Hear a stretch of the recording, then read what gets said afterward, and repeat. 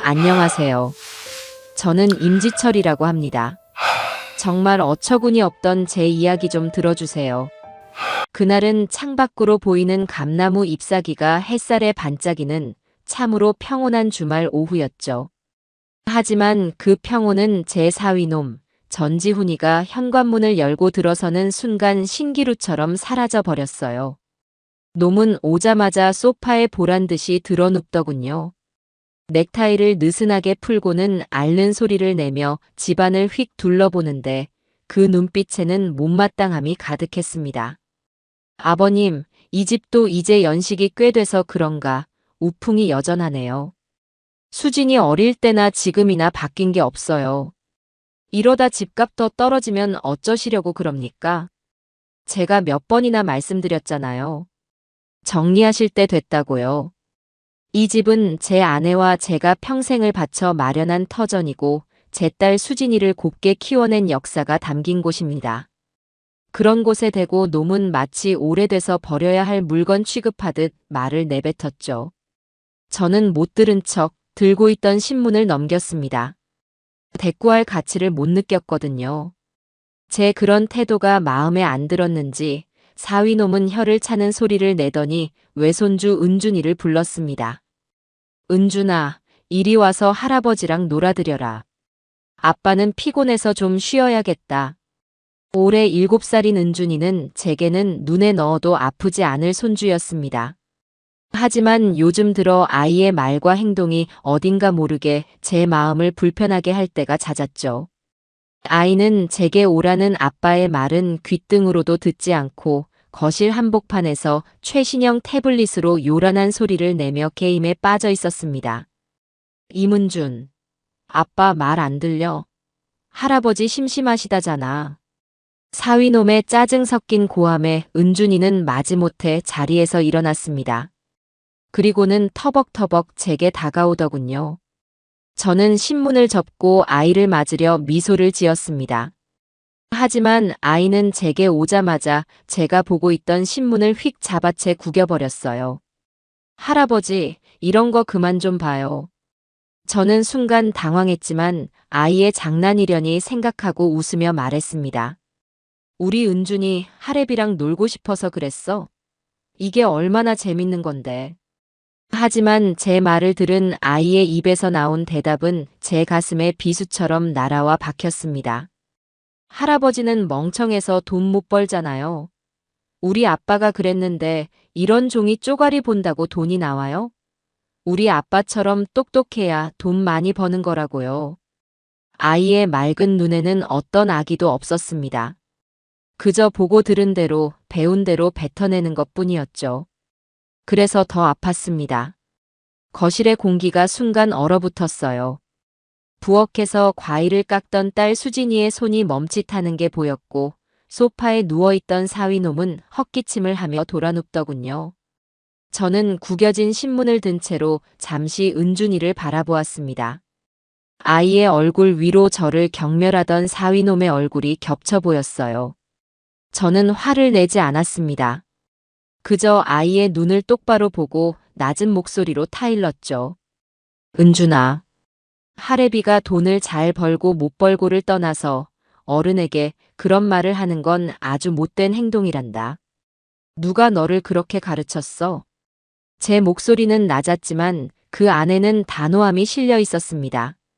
제 평생 자식에게조차 회초리 한 번 든 적 없었지만 이것만큼은 바로 잡아야 한다고 생각했어요. 그런데 바로 그 순간이었습니다. 소파에 돌아 누워 있던 사위놈이 벌떡 일어나 제게 성큼성큼 다가오더군요. 놈의 얼굴은 시뻘개져 있었고 눈에는 분노가 이글거렸습니다. 이 늙은이가 진짜. 놈은 제 바로 앞에 서서 제 멱살을 틀어쥐었습니다. 그리고는 제 머리채라도 잡아챌 듯 위협적으로 손을 쳐들며 소리쳤습니다. 애한테 뭘 잘했다고 소리를 질러요. 애들은 보고 들은 대로 말하고 솔직한 죄밖에 없다고요. 자기가 못나서 무시당하는 걸 왜 애한테 화풀이하고 그러십니까?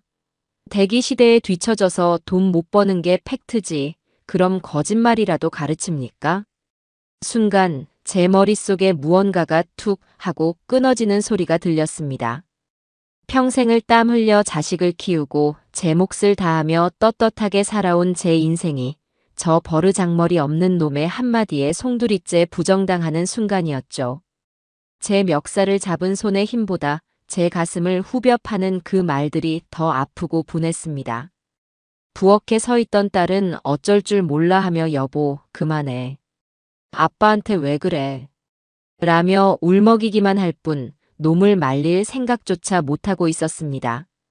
저는 제 멱살을 잡은 사위놈의 손목을 상상 이상의 힘으로 잡아챘습니다. 놀라더군요. 평생 힘 한 번 안 쓸 것 같던 늙은 장인의 악력의 놈의 얼굴이 순간 당황으로 일그러졌어요. 저는 놈의 손을 뿌리치고 자리에서 일어섰습니다. 그리고 제 평생에 단 한 번도 내본 적 없는 천둥 같은 고함을 내질렀습니다. 이놈, 감히 여기가 어디라고 내 놈이 행패를 부려. 여기가 니들 멋대로 와서 늙은이 무시하고 능멸해도 되는 곳인 줄 알아. 당장 내 집에서 썩 꺼져. 제 목소리는 거실을 쩌렁쩌렁 울렸습니다.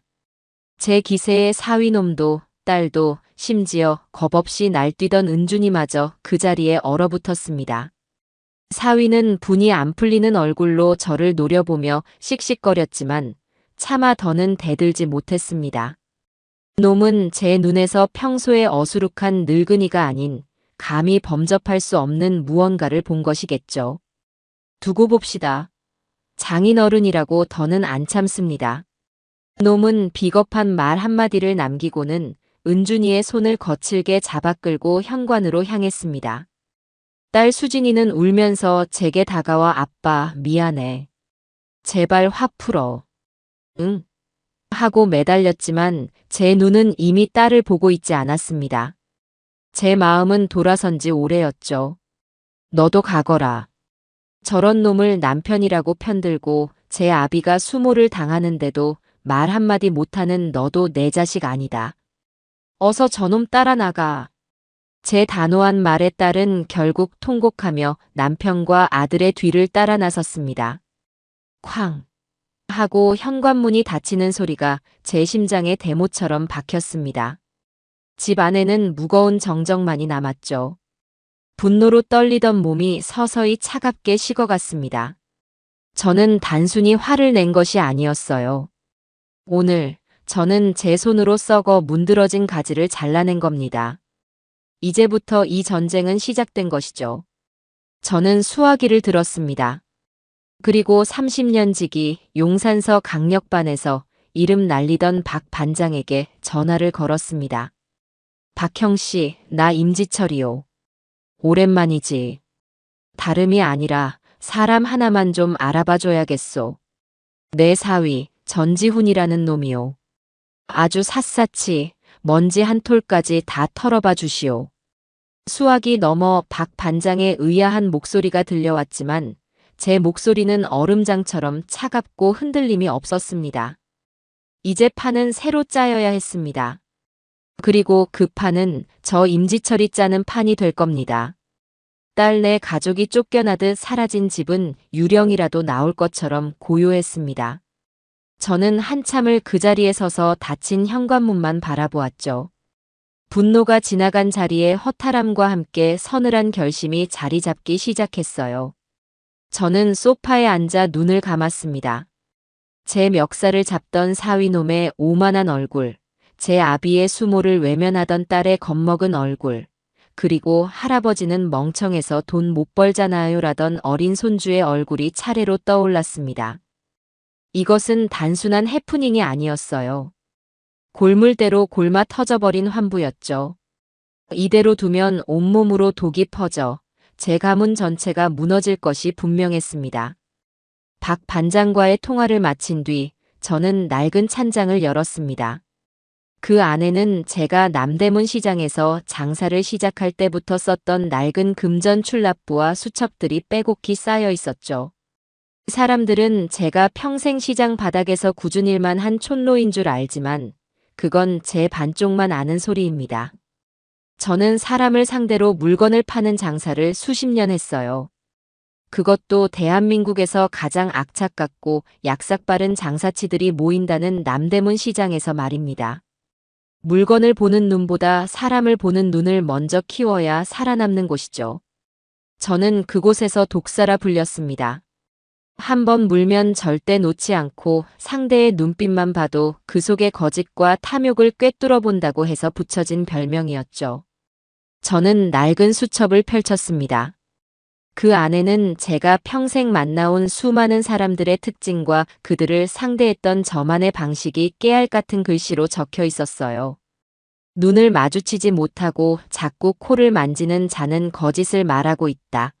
자신의 능력을 과시하기 위해 어려운 단어를 섞어 쓰는 자는 실속이 없는 빈 깡통일 확률이 높다 등등. 수십 년의 경험이 녹아있는 저만의 데이터베이스였습니다. 사위놈 전지훈. 그놈은 어떤 부류일까? 저는 놈의 행동과 말투를 하나하나 복기하기 시작했습니다. 자신감 넘치는 말투, 하지만 그 안에는 늘 타인에 대한 존중이 아닌 자신의 우월함을 확인받고 싶어 하는 조급함이 묻어 있었죠. 늘 최신형, 최고급만 고집했지만 정작 그 물건의 본질적인 가치에 대해서는 무지했습니다. 전형적인 속 빈강정 타입이었어요. 이런 부류는 자신보다 강해 보이는 자에게는 아부하고 약해 보이는 자는 철저히 짓밟는 특징이 있죠. 저를 만만하게 봤기에 오늘 같은 일이 벌어진 겁니다. 며칠이 지났습니다. 딸에게서는 연락이 없었어요. 사위놈이 제게 했던 짓을 생각하면 제가 먼저 연락할 일은 없었지만 그래도 아비로서 딸의 소식이 궁금하지 않다면 거짓말이겠죠. 저는 일부러 더 태연하게 지냈습니다. 아침 일찍 일어나 텃밭을 가꾸고 오후에는 동네 노인정에 나가 장기도 두었죠. 제 속이 시커멓게 타들어가는 것을 아는 사람은 아무도 없었습니다. 그러던 어느 날 저녁 초인종이 울렸습니다. 문을 열어보니 딸 수진이가 고개를 푹 숙인 채 서 있더군요. 며칠 사이에 얼굴이 반쪽이 되어 있었습니다. 저는 아무 말 없이 문을 열어주었습니다. 딸은 거실로 들어와 제 앞에 털썩 무릎을 꿇고 울기 시작했어요. 아빠, 내가 잘못했어. 정말 미안해. 그 사람이 아빠한테 그렇게까지 할 줄은 몰랐어. 용서해줘, 아빠. 딸의 눈물에 잠시 마음이 흔들렸지만 저는 이내 마음을 다잡았습니다. 지금 어설프게 용서하고 받아주면 모든 것은 원점으로 돌아갈 뿐이었죠. 일어나거라.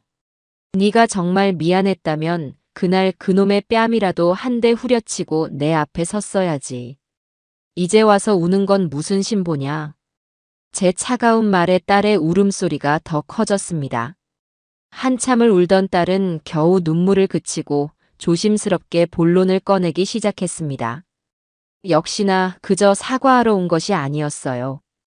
아빠, 실은 그이가 요즘 아주 중요한 사업을 시작했어. 정말 좋은 기회인데 자금이 조금 부족해서 아빠 명의로 된 상가 건물 있잖아. 그걸 담보로 잡으면 대출이 가능하다고 하더라고. 그 말을 듣는 순간 저는 실소했습니다. 제 아비의 멱살을 잡고 행패를 부린 놈이 이제는 제 재산에까지 손을 뻗치려는 것이었죠. 그리고 제 딸은 그 심부름꾼 노릇을 하고 있는 것이고요. 그래서 그 상가 건물을 담보로 내놓으라는 말을 하러 여기까지 온 것이냐? 아니, 그런 뜻이 아니라 금방 갚을 수 있대. 이번에 만난 사업 파트너가 정말 대단한 사람이거든. 강민혁 대표라고 이쪽 업계에서는 모르는 사람이 없는 실력자래. 그 사람이랑 같이 하면 이번 사업은 무조건 성공한다고. 그럼 아빠 상가도 바로 빼고 아빠한테 용돈도 두둑하게 드릴 수 있다고 그이가. 강민혁. 그 이름이 나오는 순간 저는 모든 그림을 맞출 수 있었습니다. 사위놈이 저토록 오만방자하게 구는 데에는 저 강민혁이라는 작자가 뒤에 버티고 있다는 믿음이 있었던 것이죠. 저는 딸의 말을 끊지 않고 끝까지 들었습니다. 딸의 이야기 속 강민혁은 거의 신적인 존재더군요. 미국 명문대 출신에 손때는 사업마다 대박을 터뜨리는 마이더스의 손. 듣기만 해도 뜬구름 잡는 소리였습니다. 이야기가 끝나고 저는 한참 동안 말이 없었습니다. 딸은 제 눈치를 보며 초조해했죠. 저는 속으로 혀를 찼습니다. 제 딸이지만 참으로 사람 보는 눈이 어두웠어요. 저런 허황된 말에 속아 제 아비에게 돈줄 노릇을 시키러 오다니. 하지만 저는 겉으로 내색하지 않았습니다. 오히려 이것이 기회라고 생각했죠. 호랑이를 잡으려면 호랑이 굴로 들어가야 하는 법이니까요. 저는 깊은 한숨을 내쉬며 못 이기는 척 입을 열었습니다. 알겠다. 제 대답에 딸의 얼굴이 환하게 펴졌습니다. 정말 아빠, 정말 허락해 주는 거야? 허락하는 게 아니다. 조건을 거는 게지. 조건? 무슨 조건? 그렇게 대단한 사람이라니 나도 한번 만나봐야 하지 않겠냐? 내 평생 모은 재산이 담보로 잡히는 일인데 어떤 사람인지 내 눈으로 직접 보고 사업 설명도 들어봐야 도장을 찍어주든 말든 할 게 아니냐. 네 서방이랑 그 강 대표라는 사람, 당장 내 앞으로 데려와. 내가 직접 만나서 얘기를 들어보겠다. 제 말에 딸은 잠시 머뭇거렸지만 결국 고개를 끄덕였습니다. 아마 속으로는 고집불통 늙으니 뭘 안다고 직접 만나기까지 하나라고 생각했겠죠. 하지만 담보가 아쉬우니 제 요구를 들어줄 수밖에 없었을 겁니다. 딸은 고맙다는 말을 연발하고는 서둘러 집을 나섰습니다. 저는 돌아가는 딸의 뒷모습을 보며 차갑게 중얼거렸습니다. 그래, 어디 한번 보자꾸나. 그 잘난 강민혁이라는 놈이 진짜 호랑이인지 아니면 이빨 빠진 종이 호랑이인지 이 임지철의 눈으로 직접 확인해 주마. 그날 밤 박 반장에게서 연락이 왔습니다. 사위놈의 뒷조사 결과였죠. 내용은 제 예상과 크게 다르지 않았습니다. 놈은 그동안 주식과 코인 투자로 몇 번 재미를 보긴 했지만 최근 무리한 투자로 큰 손실을 보고 빚까지 지고 있는 상태였습니다. 지금 추진하는 사업은 그 모든 것을 만회하기 위한 마지막 발악 같은 것이었죠. 그리고 그 사업의 중심에 강민혁이 있었습니다. 박 반장의 말에 따르면 강민혁은 최근 몇 년 사이 갑자기 나타난 신흥 부자 행세를 하고 있지만 그 이전의 경력은 베일에 쌓여 있다고 했습니다. 저는 박 반장에게 강민혁이라는 자에 대해서도 더 깊이 파고들어 달라고 부탁했습니다. 이제 판은 깔렸습니다. 배우들도 모두 무대 위로 올라왔죠. 남은 것은 이 연극의 감독인 제가 어떤 시나리오를 쓰느냐에 달려 있었습니다. 약속한 날이 되었습니다. 딸 수진이는 아침부터 전화를 걸어와 제 옷차림까지 신경 쓰더군요. 아빠, 너무 허름하게 입고 나오지 마. 그이 체면도 있고 하니까. 라며 말끝을 흐리는데 그 속내가 뻔히 보여 헛웃음이 나왔습니다. 촌스러운 장인어른 때문에 자기 남편이 창피당할까봐 걱정하는 것이었죠.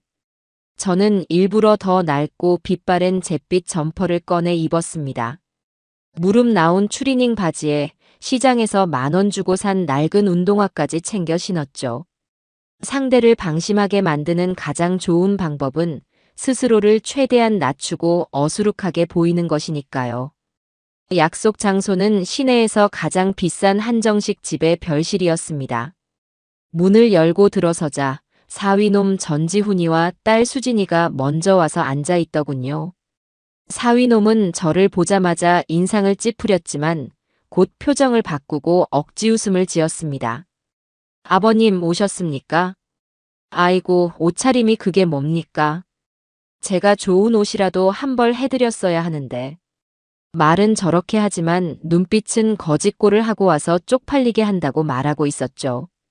저는 못 들은 척 자리에 앉았습니다. 곧이어 별실 문이 다시 열리고 한 남자가 들어섰습니다. 바로 강민혁이었죠. 과연 제 딸과 사위가 그토록 침이 마르게 칭찬할 만한 외모였습니다. 키는 훤칠하고 몸에 딱 맞는 비싼 양복을 입고 있었죠. 얼굴에는 사람 좋은 미소가 걸려 있었고 부드러운 목소리로 제게 인사를 건넸습니다. 처음 뵙겠습니다, 아버님. 강민혁이라고 합니다. 지훈이한테서 말씀 많이 들었습니다. 놈은 제 앞에 공손히 두 손으로 명함을 내밀었습니다. 저는 명함을 받아들고 한참을 들여다보는 척했습니다. 글로리 투자 대표이사 강민혁. 이름 위에 박힌 금박이 번쩍이는 아주 그럴듯한 명함이었죠. 내가 늙어서 눈이 침침해서 잘 안 보이는구먼. 그래서 우리 사위랑 하는 일이 구체적으로 뭐예요? 저는 일부러 어수룩한 시골 노인 말투를 썼습니다. 제 말투와 옷차림을 본 강민혁의 눈에 순간적으로 스쳐 지나가는 경멸의 빛을 저는 놓치지 않았습니다. 하지만 놈은 이내 부드러운 미소를 되찾고는 막힘없이 사업 계획을 설명하기 시작했습니다. 해외에서 개발된 신기술을 국내에 독점적으로 들여와 유통하는 사업이라는데 무슨 전문 용어를 잔뜩 섞어가며 이야기하는데 아마 제 딸과 사위는 저 말의 절반도 이해하지 못했을 겁니다. 하지만 놈의 현란한 언변과 자신감 넘치는 태도에 완전히 압도당해 있었죠. 저는 놈의 말을 듣는 둥 마는 둥, 오로지 놈의 얼굴과 몸짓, 눈빛만을 관찰했습니다. 놈은 말을 하면서 테이블 아래로 다리를 떠는 미세한 버릇이 있었어요. 보통 심리적으로 불안하거나 무언가를 숨기고 있을 때 나오는 행동이죠. 또 제가 무심코 던지는 핵심적인 질문, 예를 들어 그래서 그 신기술이라는 게 고장은 잘 안 나는 거예요? 고장 나면 누가 고쳐주는데? 같은 실질적인 질문에는 잠시 말을 멈추고 제 눈을 피하는 모습을 보였습니다. 그리고는 다시 더 화려한 미사역으로 본질을 흐리더군요. 무엇보다 결정적인 것은 놈의 손이었습니다. 악수를 할 때 잠깐 스친 놈의 손은 곱상한 얼굴과는 달리 아주 거칠고 굳은 살이 박여 있었어요. 비싼 시계와 반지를 끼고 있었지만 그 손은 사무실에서 서류나 만지던 사람의 손이 아니었습니다. 젊은 시절 험한 일을 했던 사람의 손이었죠. 명문대 출신의 엘리트 코스만 밟아왔다는 놈의 이력과는 전혀 어울리지 않는 손이었습니다. 저는 속으로 확신했습니다. 이놈, 틀림없이 사기꾼이다. 제 평생의 경험이 그렇게 말하고 있었어요. 시장 바닥에는 저런 족속들이 널려 있었습니다. 번지르르한 말로 사람을 홀리고 실제로는 아무 실체도 없는 신기루 같은 사업 계획으로 투자금만 가로채 달아나는 놈들. 저는 강민혁에게서 바로 그 냄새를 맡았습니다. 설명이 끝나고 사위놈이 의기양양하게 제게 물었습니다. 아버님 어떠십니까? 강 대표님 말씀 들어보니 믿음이 가시죠? 이래도 이 사업이 걱정되십니까? 저는 잠시 뜸을 들이다가 천천히 입을 열었습니다. 들어보니 아주 좋은 사업 같구먼. 내가 늙은이라 잘은 모르겠지만 돈을 많이 벌 수 있겠다는 건 알겠네. 제 대답에 사위와 딸의 얼굴이 활짝 펴졌습니다. 강민혁도 만족스러운 미소를 지었죠. 세 사람 모두 제가 완전히 넘어왔다고 생각했을 겁니다. 식사가 끝나고 헤어지기 전 저는 딸을 따로 불렀습니다. 그리고 조용히 말했죠. 수진아, 아빠가 보기엔 저 강 대표라는 사람 어딘가 미심쩍다. 사기꾼일 수도 있어. 그러니 이 사업 다시 한번 생각해보는 게 어떻겠냐. 하지만 제 진심 어린 충고의 딸은 오히려 화를 냈습니다. 아빠, 제발요. 아빠의 그 낡은 시장 경험으로 사람 좀 판단하지 마세요. 강 대표님이 어떤 분인데 감히 사기꾼이라니요. 아빠는 그냥 지훈 씨가 아빠보다 잘 나가는 게 질투 나시는 거죠? 그렇죠? 딸의 입에서 질투라는 단어가 나오는 순간 저는 더 이상 아무 말도 할 수 없었습니다. 제 진심이 이렇게까지 왜곡되어 돌아오다니. 저는 그저 쓴웃음을 지으며 돌아섰습니다. 그래, 이제 알겠다. 너희는 내 말을 듣지 않을 테니 내 방식대로 너희를 지켜줄 수밖에. 집으로 돌아오는 길, 저는 박 반장에게 전화를 걸었습니다. 박형 씨, 강민혁이라는 놈 말이오. 아마 본명이 아닐 거요. 20대 시절에 손을 쓰는 험한 일을 했을 가능성이 높고 출신은 아마 시장 근처일 거요. 그쪽으로 다시 한번 파봐 주시오. 제 말에 박 반장은 의아해했지만 제 목소리에 담긴 확신을 읽었는지 군말 없이 알겠다고 대답했습니다. 이제 모든 것은 제 예상대로 흘러가고 있었습니다. 사위놈과 강민혁은 저를 돈줄에 눈이 먼 어수룩한 늙은이로 보고 있을 테고 저는 그들의 탐욕을 이용해 덫을 놓을 준비를 시작해야 했죠. 이 싸움은 단순히 돈을 지키는 싸움이 아니었어요. 사람 보는 눈을 잃어버린 제 딸과 오만함에 빠져 파멸로 달려가는 사위를 구해내기 위한 제 인생 마지막에 가장 큰 싸움이었습니다. 며칠 뒤 예상대로 사위놈에게서 전화가 걸려왔습니다. 목소리에는 초조함이 가득했죠.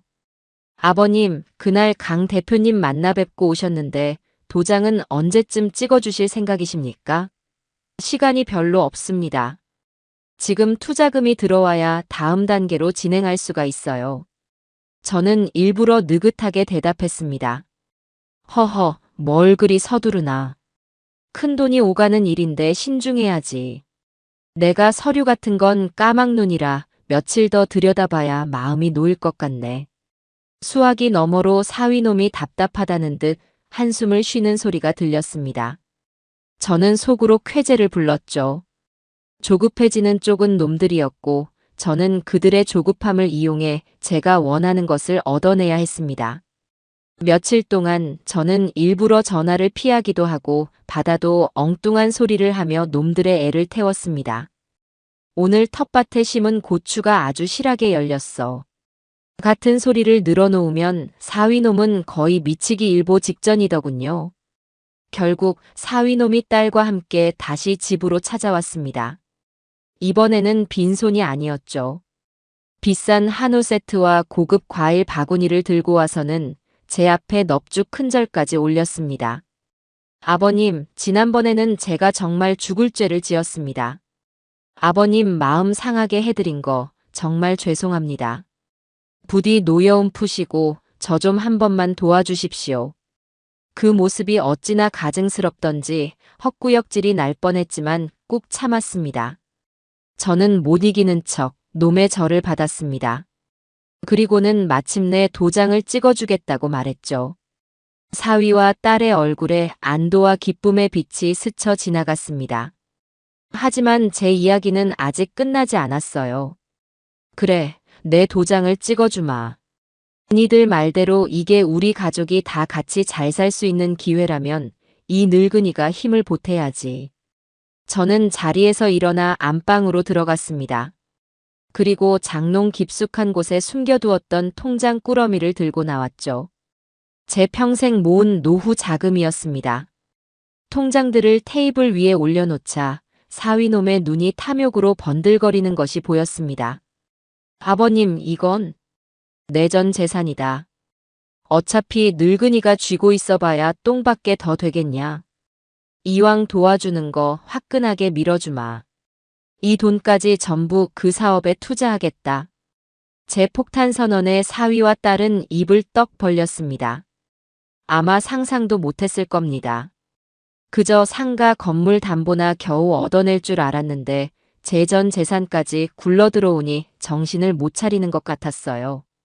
사위놈은 거의 울먹이며 제 손을 잡았습니다. 아버님, 정말 감사드립니다. 제가 이 은혜는 평생 잊지 않고 꼭 몇 배, 몇십 배로 불려서 효도하겠습니다. 저는 놈의 손을 뿌리치지 않고 가만히 잡혀주었습니다. 그리고는 가장 중요한 조건을 내걸었죠. 대신 조건이 있다. 네, 아버님. 뭐든지 말씀만 하십시오. 제가 다 따르겠습니다. 첫째, 이 모든 투자금은 내 이름으로 들어간다. 둘째, 나는 사업에 대해 아무것도 모르니 경영에는 관여하지 않겠다. 하지만 내 돈이 어떻게 쓰이는지는 알아야겠으니 이 사업과 관련된 모든 계약서와 자금 흐름, 진행 상황 보고서를 나에게도 똑같이 한 부씩 보내줘야 한다. 내 눈으로 직접 확인해야 밤에 두 발 뻗고 잘 수 있지 않겠냐. 제 조건을 들은 사위는 잠시 멈칫하더군요. 하지만 곧 어차피 서류를 봐도 까막눈인 늙은이가 뭘 알겠나라고 생각했는지 흔쾌히 고개를 끄덕였습니다. 물론입니다, 아버님. 당연히 그렇게 해드려야죠. 아버님 돈인데 어떻게 쓰이는지 당연히 아셔야죠. 제가 강 대표님께도 잘 말씀드려서 모든 서류를 아버님 댁으로 꼬박꼬박 보내드리도록 조치하겠습니다. 탐욕에 눈이 먼 놈들은 제가 던진 미끼를 덥석 문 것이죠. 놈들은 제가 그저 불안감에 떠는 귀찮지만 돈 많은 늙은이 정도로 생각했을 겁니다. 하지만 그 귀찮음 보고 조항이 훗날 놈들의 목을 조이는 밧줄이 될 것이라는 사실은 꿈에도 몰랐을 테죠. 그렇게 계약은 일사천리로 진행되었습니다. 저는 사위와 강민혁이 내민 수많은 서류에 기꺼이 도장을 찍어주었습니다. 놈들은 제 상가 건물과 전 재산을 손에 넣고는 뛸 듯이 기뻐하며 돌아갔습니다. 저는 돌아가는 그들의 뒷모습을 보며 차갑게 미소 지었습니다. 그래, 실컷 웃어둬라. 너희가 웃을 날도 이제 얼마 남지 않았으니. 그날 밤 제 집으로 첫 번째 서류 뭉치가 배달되었습니다. 투자 계약서 사본과 초기 자금 집행 내역서였죠. 저는 안경을 고쳐 쓰고 책상에 앉았습니다. 그리고 서류를 한 장 한 장 넘기기 시작했습니다. 낮에는 어수룩한 시골 늙은이였지만 밤이 되자 저는 다시 남대문 시장의 독사 임지철로 돌아왔습니다. 서류는 겉보기에는 아무 문제가 없어 보였어요. 하지만 수십 년간 수만 장의 계약서와 장부를 들여다본 제 눈은 속일 수 없었죠. 저는 서류의 아주 작은 부분에서 이상한 점을 발견했습니다. 해외 본사의 기술 이전료로 송금되었다는 금액의 날짜와 실제 계약서에 명시된 지급일 사이에 미묘한 차이가 있었어요. 그리고 자잘한 비용 처리 내역 중에 유령 회사로 의심되는 곳의 이름이 몇 개 보였습니다. 일반 사람이라면 절대 눈치채지 못할 아주 교묘하게 숨겨놓은 흔적들이었죠. 저는 그 부분들을 붉은 펜으로 표시해 놓았습니다. 그리고 수화기를 들었죠. 박형 씨, 나요. 이제부터 내가 불러주는 회사 이름 몇 개를 좀 알아봐 주시오. 아마 서류상으로만 존재하는 유령 회사일 가능성이 높소. 수화기 너머로 박 반장의 감탄하는 목소리가 들려왔습니다. 아니, 임 사장님. 그걸 어떻게 벌써. 알겠습니다. 바로 알아보겠습니다. 저는 전화를 끊고 쓴웃음을 지었습니다. 전지훈, 강민혁. 너희는 지금쯤 내 돈으로 술잔을 기울이며 성공을 축하하고 있겠지. 하지만 너희는 모를 것이다. 너희가 파놓은 함정 속으로 너희 스스로 한 걸음씩 걸어 들어오고 있다는 사실을 말이다. 이 게임의 판은 이미 내가 장악했으니까요. 이제 남은 것은 저 어리석은 것들을 어떻게 요리해서 제 딸과 손주를 구해내느냐 하는 것뿐이었습니다. 계획대로 모든 것이 흘러가기 시작했습니다. 사위놈과 강민혁은 저를 완전히 자신들의 소나기에 들어온 물주 정도로 여기는 것이 분명했어요. 제게는 꼬박꼬박 서류가 배달되어 왔지만 그 안에 담긴 내용은 날이 갈수록 부실하고 허술해졌습니다. 아마 이 늙은이가 읽어보면 얼마나 읽겠어 하는 오만함 때문이었겠죠. 놈들의 그 오만함이 바로 제 가장 강력한 무기였습니다. 저는 그들의 경계심을 더욱 무너뜨리기 위해 작전을 하나 실행하기로 했죠. 어느 날 오후 저는 일부러 사위놈에게 전화를 걸었습니다. 최대한 어수룩하고 불안에 떠는 목소리를 연기했죠. 전서방, 나일세. 바쁜가? 아버님. 웬일이십니까? 저 지금 바쁜 거 안 보이세요? 수화기 너머로 들려오는 목소리에는 귀찮다는 기색이 역력했습니다. 저는 못 이기는 척 더 기어들어가는 목소리로 말했어요. 아니, 다름이 아니라 자네가 보내준 서류를 내가 며칠 밤낮으로 들여다봤는데 말이야. 도통 무슨 소린지 모르겠어서 말이지. 허허. 내가 까막눈이라 근데 말이야. 여기 보니까 어떤 숫자는 빨간색이고 어떤 숫자는 까만색인데 이거 왜 그런 게요? 빨간색은 뭔가 안 좋은 뜻인가? 돈을 까먹었다는 소리요?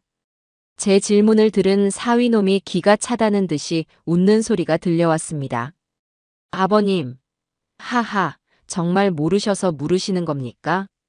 그건 그냥 회계 프로그램에서 수익은 빨간색, 비용은 까만색으로 표시하는 겁니다. 아이고, 아버님. 제가 그러실 줄 알고 그냥 신경 끄시라고 말씀드렸잖습니까? 그런 건 저희 같은 전문가들이 알아서 할 테니 아버님은 그냥 연말에 배당금 두둑하게 받으실 생각이나 하고 계세요. 아셨죠? 놈의 목소리에는 저를 어린아이 취급하는 듯한 거만함이 뚝뚝 묻어났습니다. 저는 속으로 칼을 갈면서도 겉으로는 순진한 늙은이처럼 대답했죠. 아, 그런 것이구먼. 허허, 내가 괜한 걱정을 했네. 역시 전문가는 달라. 알겠네. 바쁜데 미안하게 됐소다. 전화를 끊고 저는 차가운 미소를 지었습니다. 이제 저놈은 제게 1%의 의심도 품지 않을 겁니다. 그저 골치 아프지만 돈 많은 늙은이 정도로만 생각하겠죠. 이런 사소한 연기 하나하나가 쌓여 놈들을 완벽한 방심의 상태로 이끌 것이 분명했습니다. 그날 저녁 기다리던 박 반장에게서 연락이 왔습니다. 목소리가 꽤나 흥분되어 있었죠. 임 사장님. 역시 사장님 감이 맞았습니다. 불러주신 회사들 전부 서류상으로만 존재하는 유령회사 맞습니다. 사업자 등록은 되어 있는데 주소지로 찾아가 보니 전부 텅 빈 사무실이거나 아예 상관없는 가게들이더군요. 대단하십니다. 이걸 어떻게 알아내셨어요? 수십 년 시장 바닥에서 구른 짬밥이 어디 가겠소. 그보다 강민혁이라는 놈, 다른 건 나온 게 없소. 그게 말입니다. 아직 꼬리는 안 잡혔는데 수법이 아주 비슷한 사기 사건이 2년 전에 부산에서 하나 있었더군요. 그때도 해외 신기술을 내세워서 투자금을 모았는데 범인은 결국 돈만 챙겨서 증발해버렸답니다. 피해자들만 수십 명이고요. 동일범의 소행일 가능성이 아주 높습니다. 역시나 이놈은 상습범이었던 겁니다.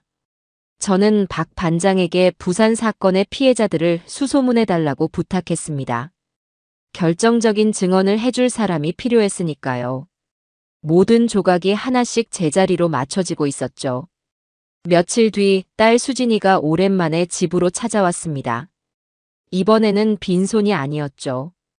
번쩍이는 명품 가방을 들고 머리부터 발끝까지 한껏 치장한 모습이었습니다. 제게는 안마 의자가 그려진 두꺼운 카탈로그를 내밀더군요. 아빠, 이거 봐. 요즘 제일 잘 나가는 거래. 내가 하나 사줄게. 우리 아빠, 이제 소파에 앉아서 힘들게 TV 보지 말고 편하게 안마 받으면서 봐. 갑자기 무슨 바람이 불어서 이런 걸 다 사주냐? 무슨 바람은? 그냥 딸이 아빠한테 효도하고 싶어서 그러지. 그이가 이번에 사업 초기 수익금이 좀 들어왔다고 나 쓰라고 돈을 꽤 줬거든. 역시 우리 남편이야. 통도 크지. 딸은 뭐가 그리 좋은지 연신 싱글벙글 웃으며 남편 자랑을 늘어놓았습니다. 제 돈이 저렇게 딸의 사치품과 쓸데없는 물건으로 변해가는 꼴을 보니 속에서 천불이 났지만 겉으로는 내색하지 않았습니다. 저는 조용히 딸의 눈을 보며 물었죠. 그래, 전 서방이 잘해주냐? 그럼. 요즘 얼마나 나한테 잘하는데. 맨날 나보고 수진아, 너가 복덩이다. 너가 아니었으면 내가 어떻게 아버님 같은 투자자를 만났겠냐고 입에 침이 마르게 칭찬한다니까.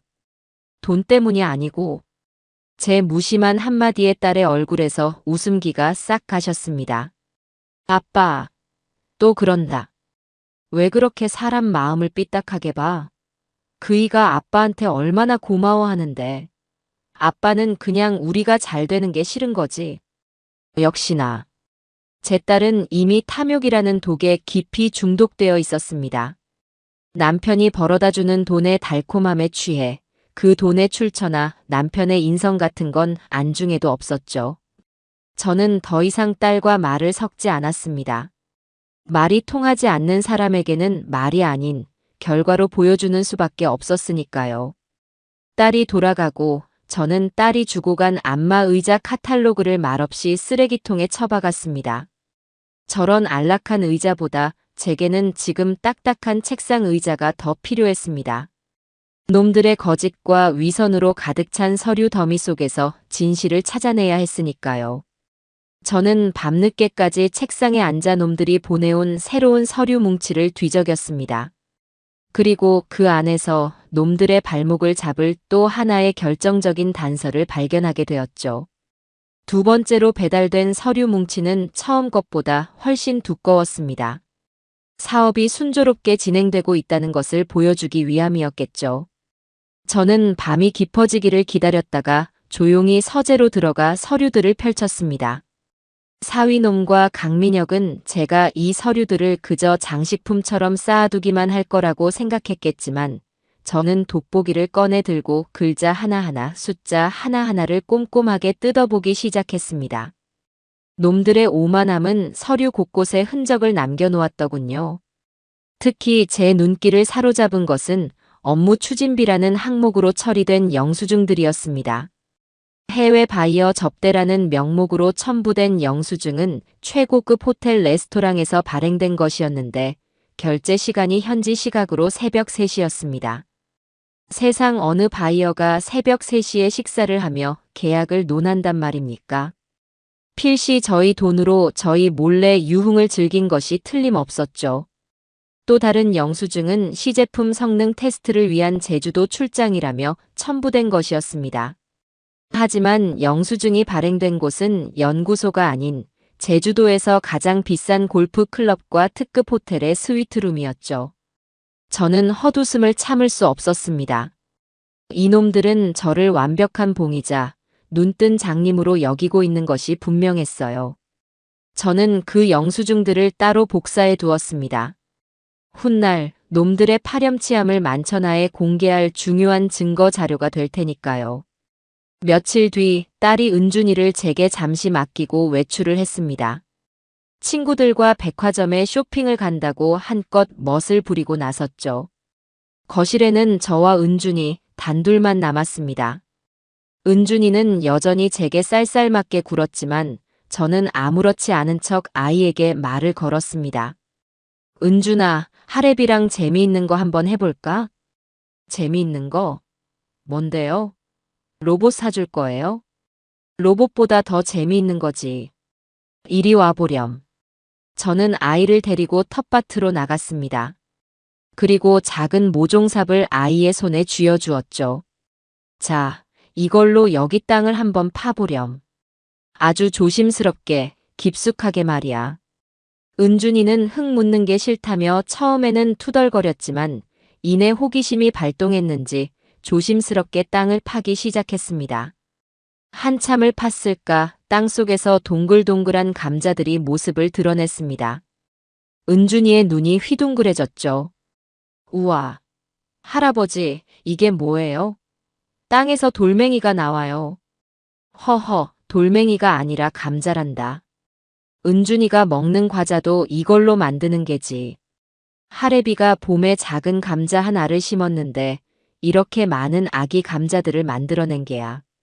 저는 아이와 함께 흙투성이가 되어가며 감자를 캤습니다. 아이는 처음 해보는 흙장난에 시간 가는 줄 몰랐죠. 저희는 캔 감자를 깨끗하게 씻어서 솥에 넣고 맛있게 쪄 먹었습니다. 자기가 직접 캔 감자라 그런지 은준이는 평소에는 쳐다보지도 않던 감자를 아주 맛있게 먹더군요. 감자를 먹으며 저는 무심한 척 아이에게 물었습니다. 은준아, 유치원에서 요즘은 뭘 배우니? 영어랑 숫자랑 노래랑 그리고 아빠가 그러는데 이제 그런 거 말고 돈 버는 법을 배워야 한대요. 돈이 세상에서 제일 중요하니까요. 아이의 입에서 나온 말은 제 가슴을 다시 한번 후벼 팠습니다. 하지만 저는 화를 내지 않았습니다. 대신 아이의 눈을 보며 차분하게 말했죠. 은준아, 돈은 아주 중요하단다. 하지만 말이야, 세상에는 돈보다 더 중요한 게 있단다. 이 감자처럼 말이지. 돈으로는 진짜 맛있는 감자를 살 수는 있지만 이 감자를 캐면서 은준이가 느꼈던 재미있고 신기한 마음은 돈으로 살 수 없는 거란다. 그리고 말이야, 이 감자 하나를 키우려면 봄부터 여름까지 할애비가 매일 물 주고 벌레 잡아주고 김을 매줘야 한단다. 돈이라는 것도 마찬가지야.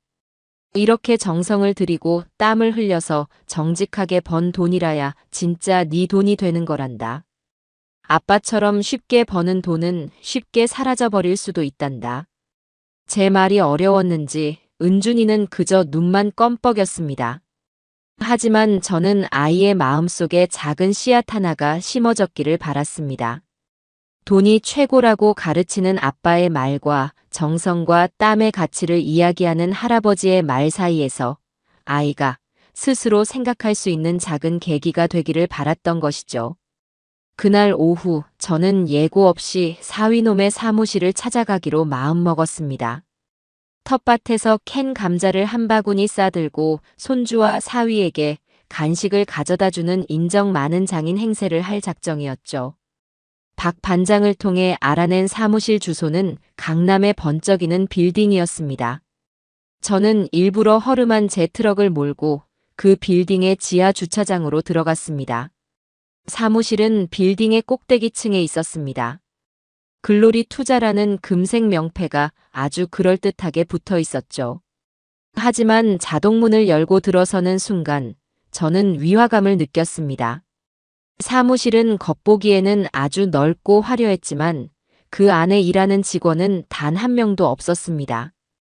텅 빈 책상들만 덩그러니 놓여 있었죠. 안쪽 대표실에서 사위와 강민혁의 웃음소리가 들려왔습니다. 저는 일부러 인기척을 내며 들어섰습니다. 전서방, 있는가? 내가 우리 강 대표님이랑 먹으려고 감자를 좀 쪄왔네. 제 목소리에 대표실 문이 벌컥 열리고 사위놈과 강민혁이 화들짝 놀란 얼굴로 튀어나왔습니다. 놈들의 얼굴에는 당황한 기색이 역력했죠. 아, 아버님, 여긴 어쩐 일이십니까? 오시려면 미리 연락이라도 주시지 그러셨어요. 허허, 뭘 그리 놀라나. 장인어른이 사위 사무실에 간식 좀 사오는 게 뭐 대수라고. 그런데 회사가 아주 으리으리하구먼. 근데 직원들은 다 어디 갔나? 점심시간인가?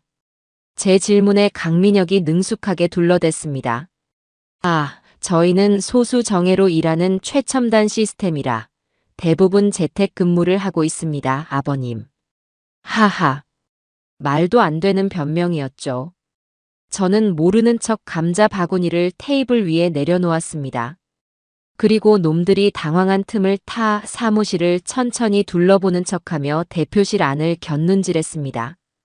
열린 문틈으로 강민혁의 책상 위에 어지럽게 흩어져 있는 서류들이 보였습니다.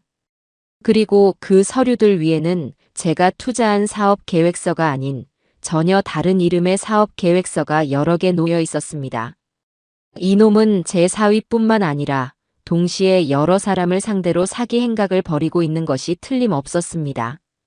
저는 그 사업 계획서들의 이름을 제 머릿속에 똑똑히 새겨 넣었습니다. 그때 강민혁의 휴대폰이 요란하게 울렸습니다. 놈은 제 눈치를 한번 쓱 보더니 등을 돌리고 구석으로 가서 전화를 받더군요. 아, 김 사장. 투자는 어떻게 하기로 결정했어? 지금 안 들어오면 네 자리 없어. 줄 선 사람이 한둘인 줄 알아? 놈의 목소리에는 평소의 부드러움은 온데간데 없고 상대를 윽박지르는 거친 본성이 그대로 드러나 있었습니다. 저는 못 들은 척 사위에게 감자나 먹으라며 권했어요. 제 갑작스러운 방문에 놈들의 완벽했던 연극에 균열이 가기 시작했습니다. 그리고 저는 그 균열을 파고들어 놈들의 가면을 완전히 벗겨낼 준비를 하고 있었죠. 사무실 급습 이후 저는 놈들을 더욱 압박해야겠다고 생각했습니다. 그들의 시간이 얼마 남지 않았다는 것을, 그래서 더 조급하게 움직일 수밖에 없도록 만들어야 했죠. 저는 박 반장에게 연락해 제가 사무실에서 곁눈질로 보았던 다른 사업 계획서들의 이름들을 알려주었습니다. 그리고 그 사업들에 투자한 다른 사람들을 찾아달라고 부탁했죠. 흩어져 있는 피해자들이 힘을 합칠 때 그 힘은 몇 배로 커지는 법이니까요. 며칠 뒤 박 반장에게서 연락이 왔습니다. 그의 목소리는 그 어느 때보다 비장했죠. 임 사장님, 드디어 찾았습니다. 강민혁, 그놈의 진짜 이름과 과거를 전부 알아냈습니다. 박 반장의 보고는 충격적이었습니다. 강민혁의 본명은 강철수. 고아원 출신으로 젊은 시절부터 온갖 사기 행각을 벌이며 교도소를 제 집처럼 드나들었던 전과자였습니다. 출소 후에는 신분을 세탁하고 부유한 사업가 행세를 하며 비슷한 수법으로 여러 사람의 등을 쳐왔던 것이었죠. 그리고 마침내 박 반장은 2년 전 부산에서 강철수에게 사기를 당해 전 재산을 잃고 식당까지 잃었던 피해자와 연락이 닿았다고 했습니다. 저는 그 피해자를 직접 만나야겠다고 결심했습니다. 이것은 단순히 증거를 확보하는 차원의 문제가 아니었어요. 저와 같은 아픔을 겪은 사람의 이야기를 직접 듣고 그 한을 풀어주어야 한다는 의무감 같은 것이었죠. 박 반장이 알려준 주소는 부산이 아닌 경기도 외곽의 한 작은 상가 건물이었습니다. 다음 날 저는 허름한 트럭을 몰고 그곳으로 향했습니다. 내비게이션이 알려준 곳에 도착하니 희망식당이라는 작은 간판이 보였습니다. 식당 문을 열고 들어서자 쉰을 간 넘겼을 법한 여인이 힘없는 목소리로 저를 맞았습니다. 2년 전의 충격으로 얼굴에는 깊은 그늘이 드리워져 있었죠. 저는 자리에 앉아 가장 저렴한 백반을 시켰습니다. 그리고는 조심스럽게 말을 건넸습니다. 혹시 강철수라는 놈을 아십니까? 제 한마디에 여인의 얼굴이 새하얗게 질렸습니다. 손에 들고 있던 물주전자를 떨어뜨릴 뻔했죠. 저는 박 반장의 소개로 찾아온 임지철이라고 제 신분을 밝혔습니다.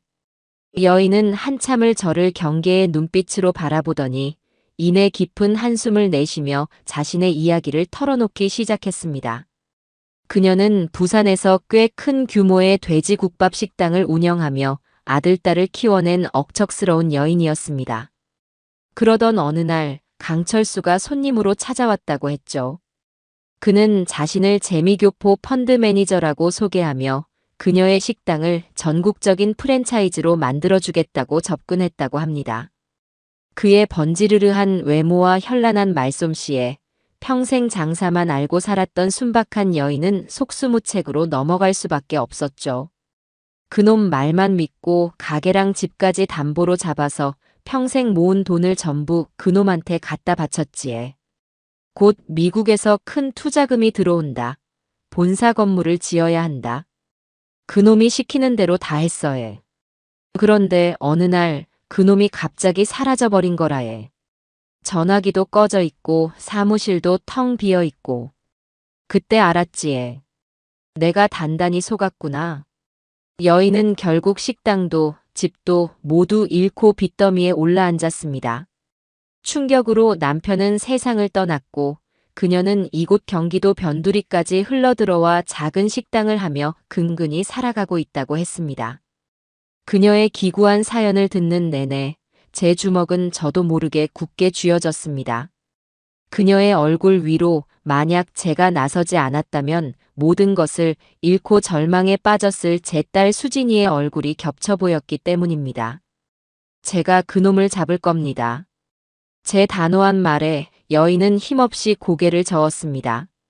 소용없어에. 경찰에도 신고해봤지만 그놈은 이미 다른 이름으로 신분 세탁하고 잘 살고 있을 거라에. 돈 없고 백 없는 우리 같은 사람이 어떻게 그런 놈을 이기겠어에. 아닙니다. 이번에는 다를 겁니다. 저 역시 그놈에게 제 전 재산을 미끼로 던져놓은 상태입니다. 그리고 그놈이 제 사위와 함께 벌이는 사기 행각의 모든 증거를 제 손에 쥐고 있습니다. 사모님, 저와 함께 싸워주시겠습니까? 사모님의 증언이 그놈의 가면을 벗길 가장 날카로운 칼이 될 겁니다. 제 눈에 담긴 진심을 읽었는지 여인의 눈빛이 흔들리기 시작했습니다. 체념과 절망으로 가득했던 그 눈에 아주 오랜만에 작은 희망의 불씨가 피어오르고 있었죠. 그녀는 결국 눈물을 터뜨리며 제 손을 잡았습니다. 꼭 잡아주이소. 내 한을 풀어주이소. 저는 그녀의 손을 마주 잡으며 굳게 약속했습니다. 그녀의 한은 곧 저의 한이기도 했으니까요. 그녀에게서 얻은 정보는 결정적이었습니다. 강철수가 과거에 사용했던 대포 통장 번호와 자금 세탁 방식 등 그녀가 기억하는 모든 조각들은 제가 가지고 있던 서류 뭉치와 맞춰지면서 거대한 사기극의 전모를 드러내고 있었습니다. 놈들은 투자금을 받으면 곧바로 서류상의 유령 회사들로 돈을 옮겨 자금의 출처를 흐렸습니다. 그리고는 해외의 페이퍼 컴퍼니를 거쳐 결국 자신들의 비밀 계좌로 돈을 빼돌리고 있었죠. 제가 투자한 돈 역시 이미 상당 부분 그들의 주머니 속으로 흘러들어간 뒤였습니다. 이제 모든 증거는 차고 넘칠 만큼 모였습니다. 남은 것은 놈들을 언제 어떤 방식으로 대중 앞에 심판받게 하느냐 하는 것이었죠. 저는 놈들에게 가장 화려하고 가장 높은 무대를 선물해 주기로 마음먹었습니다. 그들이 가장 빛나는 순간에 가장 깊은 나락으로 떨어뜨려 줄 작정이었습니다. 제 예상대로 놈들은 스스로 무덤을 파기 시작했습니다. 며칠 뒤 한껏 상기된 목소리의 사위놈에게서 전화가 걸려왔습니다. 아버님, 저희가 드디어 해냈습니다. 이번에 대규모 투자자들을 모시고 저희 사업의 비전을 발표하는 투자 설명회를 열게 되었습니다. 이 설명회만 성공적으로 마치면 저희 회사는 코스닥 상장을 준비하게 될 겁니다. 투자 설명회라. 말은 그럴듯했지만 실상은 개미 투자자들의 남은 쌈짓돈까지 탈탈 털어 마지막으로 한탕 해먹고 도망치려는 속셈이었겠죠. 저는 속으로 코웃음을 치며 겉으로는 기쁜 척 연기했습니다. 오, 그런가. 장하네, 전서방. 그래서 그 좋은 자리에 나도 가봐도 되나? 물론입니다, 아버님. 아버님은 저희 회사의 1호 투자자이자 가장 큰 어르신이신데요. 꼭 오셔서 자리를 빛내주셔야 합니다. 제가 맨 앞자리 제일 좋은 좌석으로 모시겠습니다. 오셔서 저 전지훈이가 어떻게 성공하는지 똑똑히 지켜봐 주십시오. 놈의 목소리에는 하늘을 찌를 듯한 오만함이 가득했습니다. 그래, 마음껏 뽐내거라. 네가 올라갈 무대가 높으면 높을수록 떨어질 때의 충격은 더 클 테니.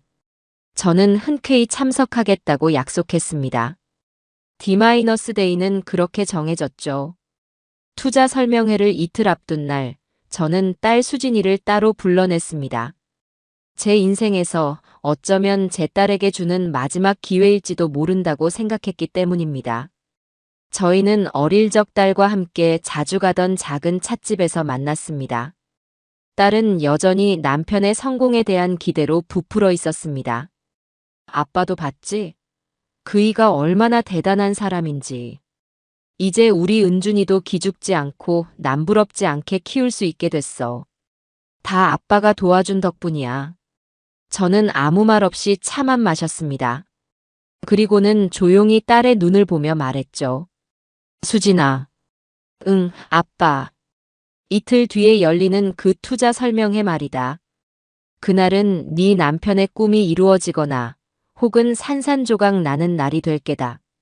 제 비장한 목소리에 딸의 얼굴이 굳어졌습니다. 아빠, 그게 무슨 말이야? 왜 그렇게 재수 없는 소리를 해? 아빠는 너에게 마지막 기회를 주려고 부른 거다. 그날 무슨 일이 벌어지든 너는 네 아비의 편에 서야 한다. 만약 이번에도 네가 저 버르장머리 없는 놈의 편에 선다면 그날로 너와 나는 부녀의 연을 끊는 날이 될 게다.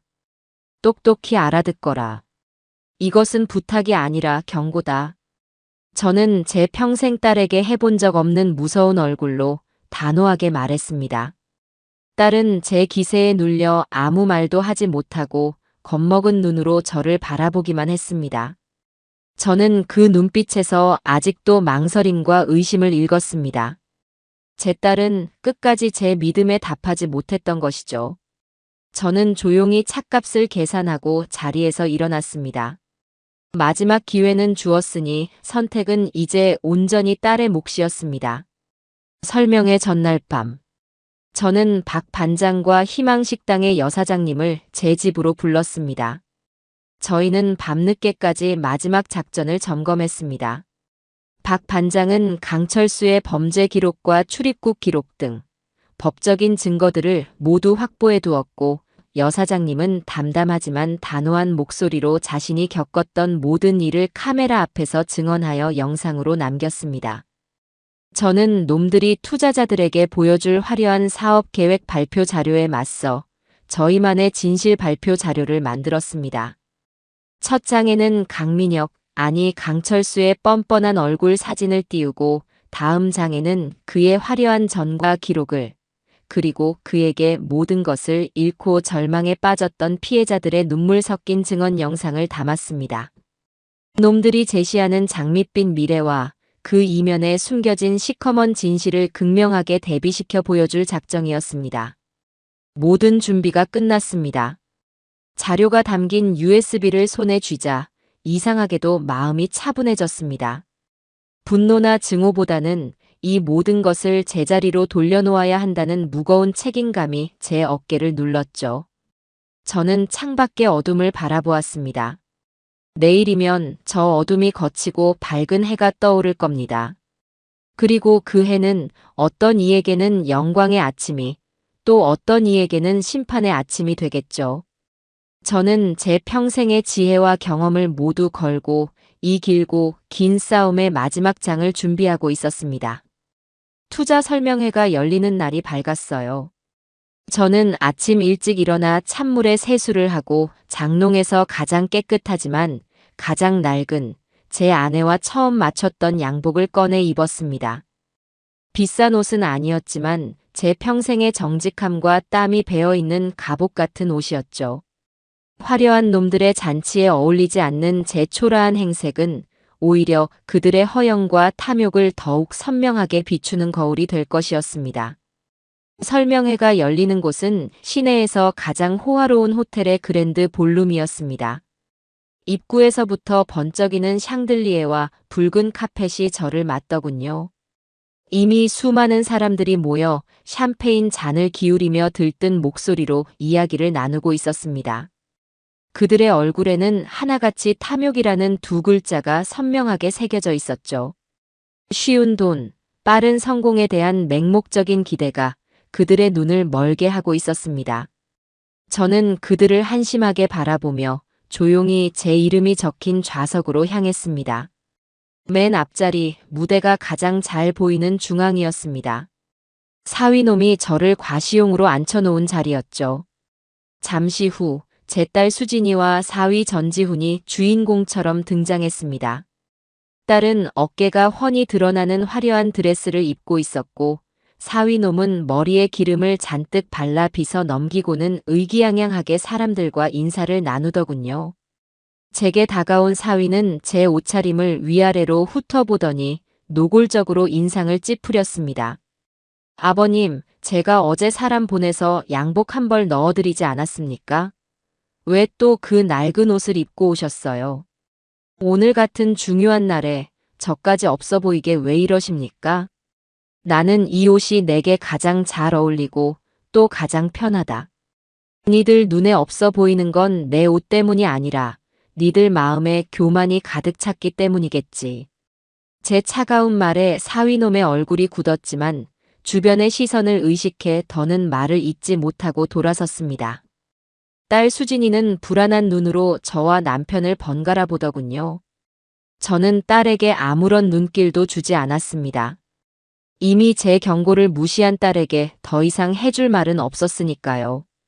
행사장 한쪽 구석, 눈에 띄지 않는 자리에 박 반장과 희망식당의 여사장님이 손님인 척 앉아있는 것이 보였습니다. 저희는 짧게 눈빛을 교환했죠. 모든 준비는 끝났다는 무언의 신호였습니다. 드디어 행사 시작을 알리는 요란한 음악이 울려 퍼지고 화려한 조명이 무대를 비추었습니다. 사회자의 과장된 소개와 함께 오늘의 주인공 강민혁이 무대 위로 올라섰습니다. 그는 완벽한 쇼맨이었습니다. 여유로운 미소와 자신감 넘치는 제스처, 사람을 빨아들이는 듯한 목소리로 좌중을 압도하기 시작했죠. 존경하는 투자자 여러분, 오늘 이 자리에 오신 여러분은 대한민국, 아니 아시아의 경제 지도를 바꿀 위대한 역사의 시작을 함께하고 계십니다. 구시대의 낡은 산업이 저물고 새로운 기술의 여명이 밝아오는 지금, 저희 글로리 투자는 여러분을 부의 고속도로로 안내할 가장 확실한 티켓이 될 것입니다. 강민혁은 온갖 그럴듯한 용어들을 섞어가며 허황된 미래를 그려냈습니다. 패러다임의 전환, 혁신적인 시너지, 기하급수적인 부의 증대. 사람들은 그의 말 한마디 한마디에 최면에 걸린 듯 빠져들었습니다. 눈앞에 금은보화가 쏟아지기라도 하는 것처럼 모두의 얼굴이 상기되어 있었죠. 그리고 이 위대한 비전을 현실로 만들 저의 동반자, 천재적인 안목과 뜨거운 열정을 지닌 전지훈 부사장을 소개합니다. 강민혁의 소개에 사위놈이 쫙 빼입은 양복을 입고 거만한 표정으로 무대에 올랐습니다. 쏟아지는 박수 소리에 한껏 도취된 놈은 마이크를 잡고 말했습니다. 감사합니다. 하지만 이 모든 영광은 저의 비전을 처음부터 믿고 지지해 주신 한 분께 돌려야 할 것 같습니다. 바로 저의 장인어른이자 저희 회사의 초석을 다져주신 1호 투자자 임지철 아버님이십니다. 사위놈이 저를 향해 손을 뻗자 모든 사람의 시선과 조명이 제게로 쏟아졌습니다. 저는 그저 무표정한 얼굴로 앉아 있었죠. 사람들은 저를 운 좋게 대박을 잡은 촌노 정도로 여기며 수군거렸습니다. 사위놈은 저를 이용해 자신의 성공 스토리의 효심과 겸손이라는 포장지를 더 씌우고 싶었던 것이겠죠. 참으로 역겨운 연극이었습니다. 발표가 끝나고 잠시 쉬는 시간이 되었습니다. 저는 화장실을 가는 척 자리에서 일어나 행사장 반대편에 서 있는 딸에게로 향했습니다. 수많은 사람들 사이로 제 눈은 오직 딸에게만 고정되어 있었죠. 딸은 친구들과 웃으며 이야기하다가 저와 눈이 마주치자 순간 표정이 굳었습니다. 저는 아무 말도 하지 않았습니다. 그저 깊고 무거운 눈으로 딸을 바라보았죠. 이것이 정말 마지막 기회다. 지금이라도 모든 것을 멈추고 아비에게 돌아오너라. 제 눈빛은 그렇게 말하고 있었습니다. 하지만 딸은 제 눈빛을 감당하지 못하고 이내 시선을 피하며 친구들 뒤로 몸을 숨겨버렸습니다. 저는 그 모습을 보고 조용히 돌아섰습니다. 이제 더 이상의 미련은 없었습니다. 제 딸은 스스로 구원의 손길을 걷어찬 것이나 다름없었죠. 이제 남은 것은 이 화려하고 역겨운 가면무도회를 끝장내는 것뿐이었습니다. 자리에 돌아와 앉으니 심장이 이상할 정도로 차분하게 가라앉았습니다. 폭풍전야의 고요함이었죠. 무대 위에서는 투자 계약서에 서명하는 퍼포먼스가 준비되고 있었습니다. 사람들의 탐욕은 최고조에 달했고 사위놈과 강민혁의 얼굴에는 승리자의 미소가 가득했습니다. 바로 그때였습니다. 저는 조용히 손을 들었습니다. 화려한 발표가 끝나고 사회자가 열띤 목소리로 투자 계약 절차를 안내하기 시작했습니다. 행사장 곳곳에 배치된 직원들이 계약서를 들고 투자자들에게 다가가기 시작했죠. 사람들의 얼굴에는 이미 대박의 꿈에 부풀어 의심이라고는 찾아볼 수 없었습니다. 무대 위의 사위놈과 강민혁은 서로를 쳐다보며 만족스러운 미소를 교환했습니다. 모든 것이 그들의 시나리오대로 완벽하게 흘러가고 있었으니까요. 자, 그럼 더 궁금한 점이 없으시면 지금부터. 사회자가 계약서 서명을 유도하며 말을 끝맺으려는 바로 그 순간, 저는 천천히 하지만 단호하게 제 손을 번쩍 들었습니다. 제 돌발 행동에 사회자는 잠시 당황했고 무대 위의 사위놈은 저 늙은이가 또 왜 저러나 하는 짜증스러운 표정을 지었습니다. 하지만 수백 명의 시선이 쏠린 상황이라 저를 무시할 수는 없었죠. 아, 네. 맨 앞줄에 계신 어르신. 혹시 질문이 있으십니까? 사회자가 마지못해 제게 마이크를 건넸습니다. 저는 천천히 자리에서 일어났습니다. 일부러 허리를 굽히고 힘겹게 일어나는 늙은이처럼 보이기 위해 약간의 연기도 섞었죠. 제 초라한 행색과 어수룩한 행동에 몇몇 사람들은 피식 웃기도 했습니다. 저는 마이크를 잡고 잠시 숨을 골랐습니다.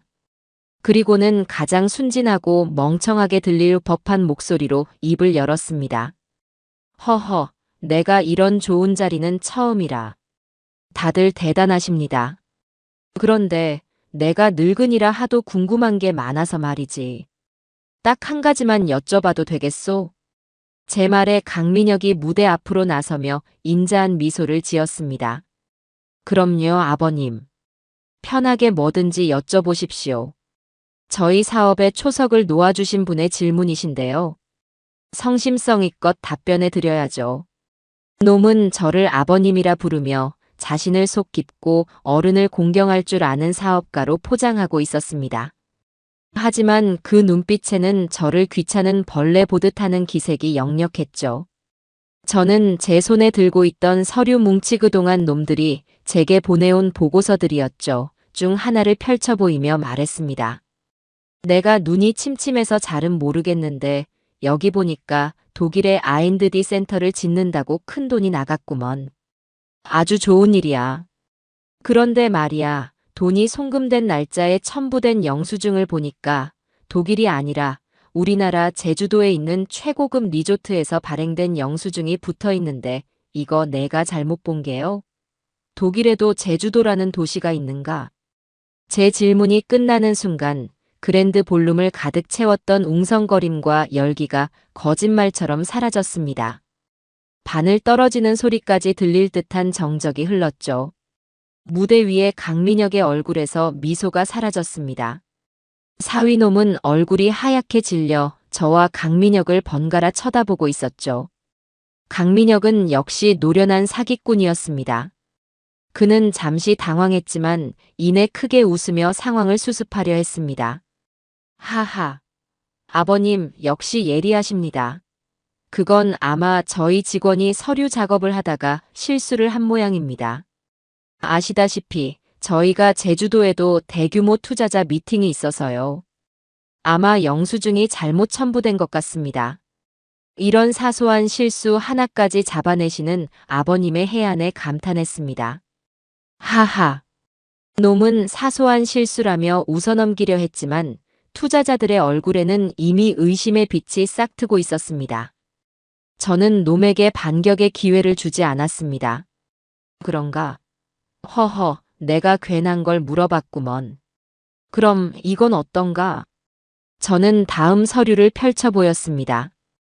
여기 보니까 알파테크, 블루솔루션 같은 여러 협력 업체에 기술 자문료로 매달 꽤 큰 돈이 뭉텅뭉텅 나가고 있는데 내가 궁금해서 이 회사들을 좀 알아봤지.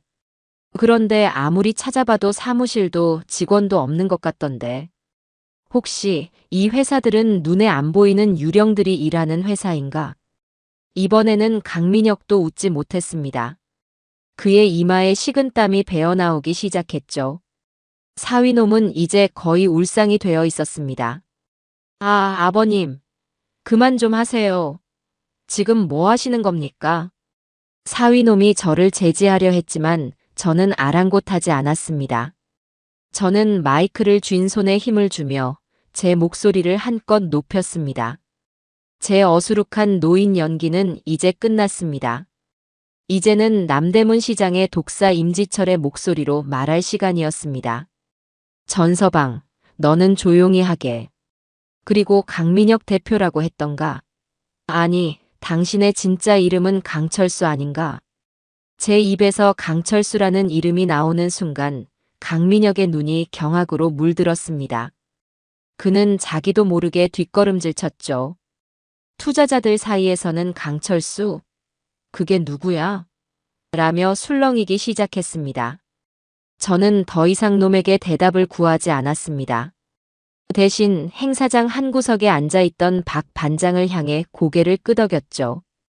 그것이 바로 신호였습니다. 제가 고개를 끄덕이는 순간 행사장 뒤편의 오퍼레이터실에 있던 박 반장이 움직이기 시작했습니다. 무대 위 대형 스크린에는 방금 전까지 띄워져 있던 장밋빛 사업 계획 PPT 화면이 갑자기 검게 변했습니다. 사회자와 사위놈이 당황해서 어쩔 줄 몰라 하는 사이 스크린에는 새로운 화면이 나타났습니다. 화면을 가득 채운 것은 20대 시절의 젊은 강민혁, 아니 강철수의 얼굴이었습니다. 경찰서에서 찍은 날짜와 이름이 선명하게 박힌 흑백 머그샷이었죠. 그의 이름 강철수 아래로는 사기, 횡령, 문서 위조 등 그의 화려한 전과 기록이 주마등처럼 펼쳐졌습니다. 저게 뭐야? 사기꾼이었어.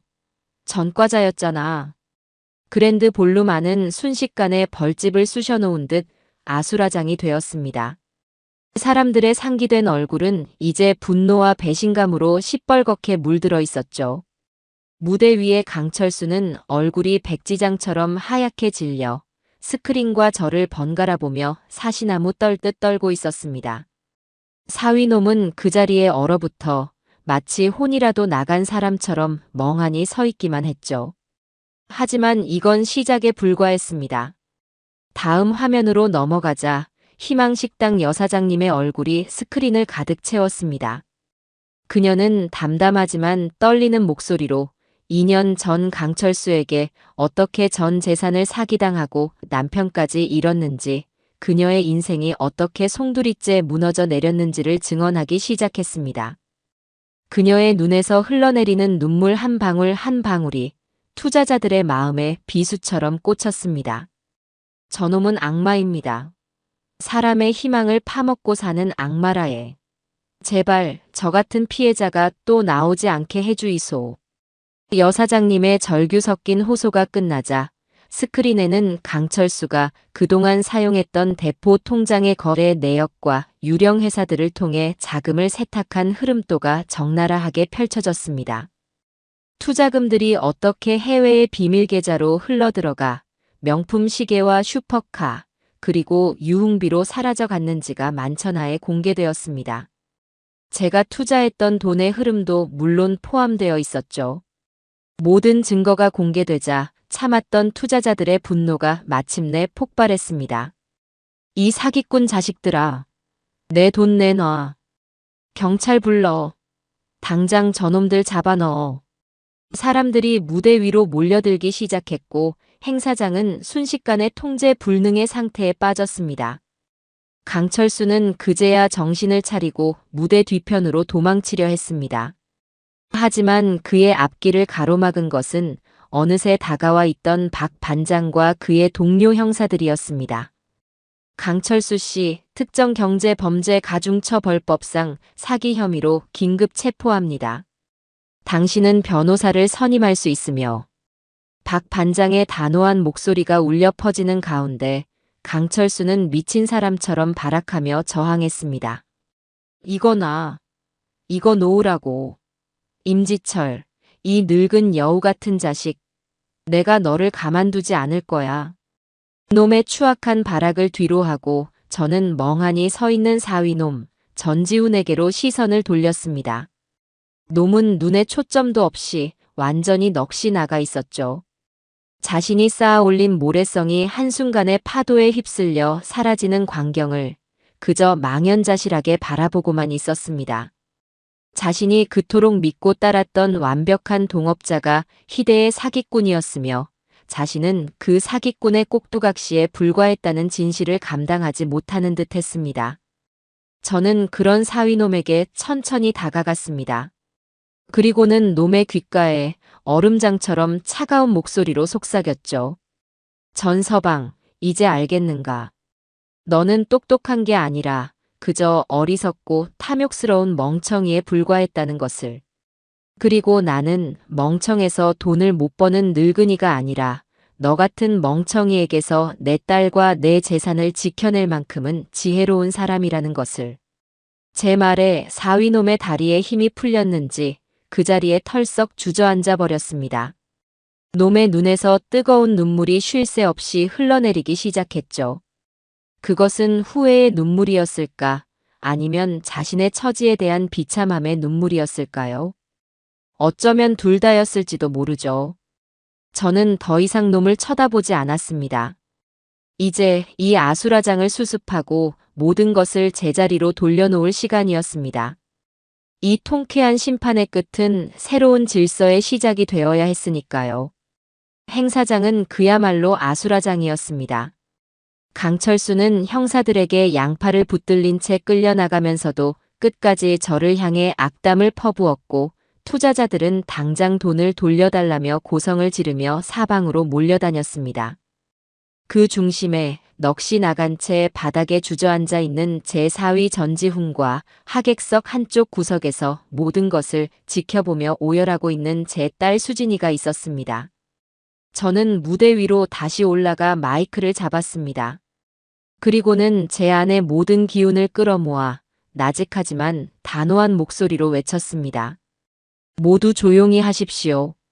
제 목소리에는 이상한 힘이 실려 있었는지 아수라장 갔던 행사장이 조금씩 조용해지기 시작했습니다. 사람들의 시선이 다시 제게로 모였죠.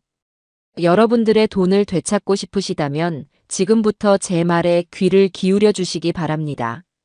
저 역시 여러분과 똑같은 피해자입니다. 제 평생을 바쳐 모은 전 재산과 상가 건물까지 저 사기꾼에게 넘어갔습니다. 제 말에 장내가 다시 술렁이었습니다.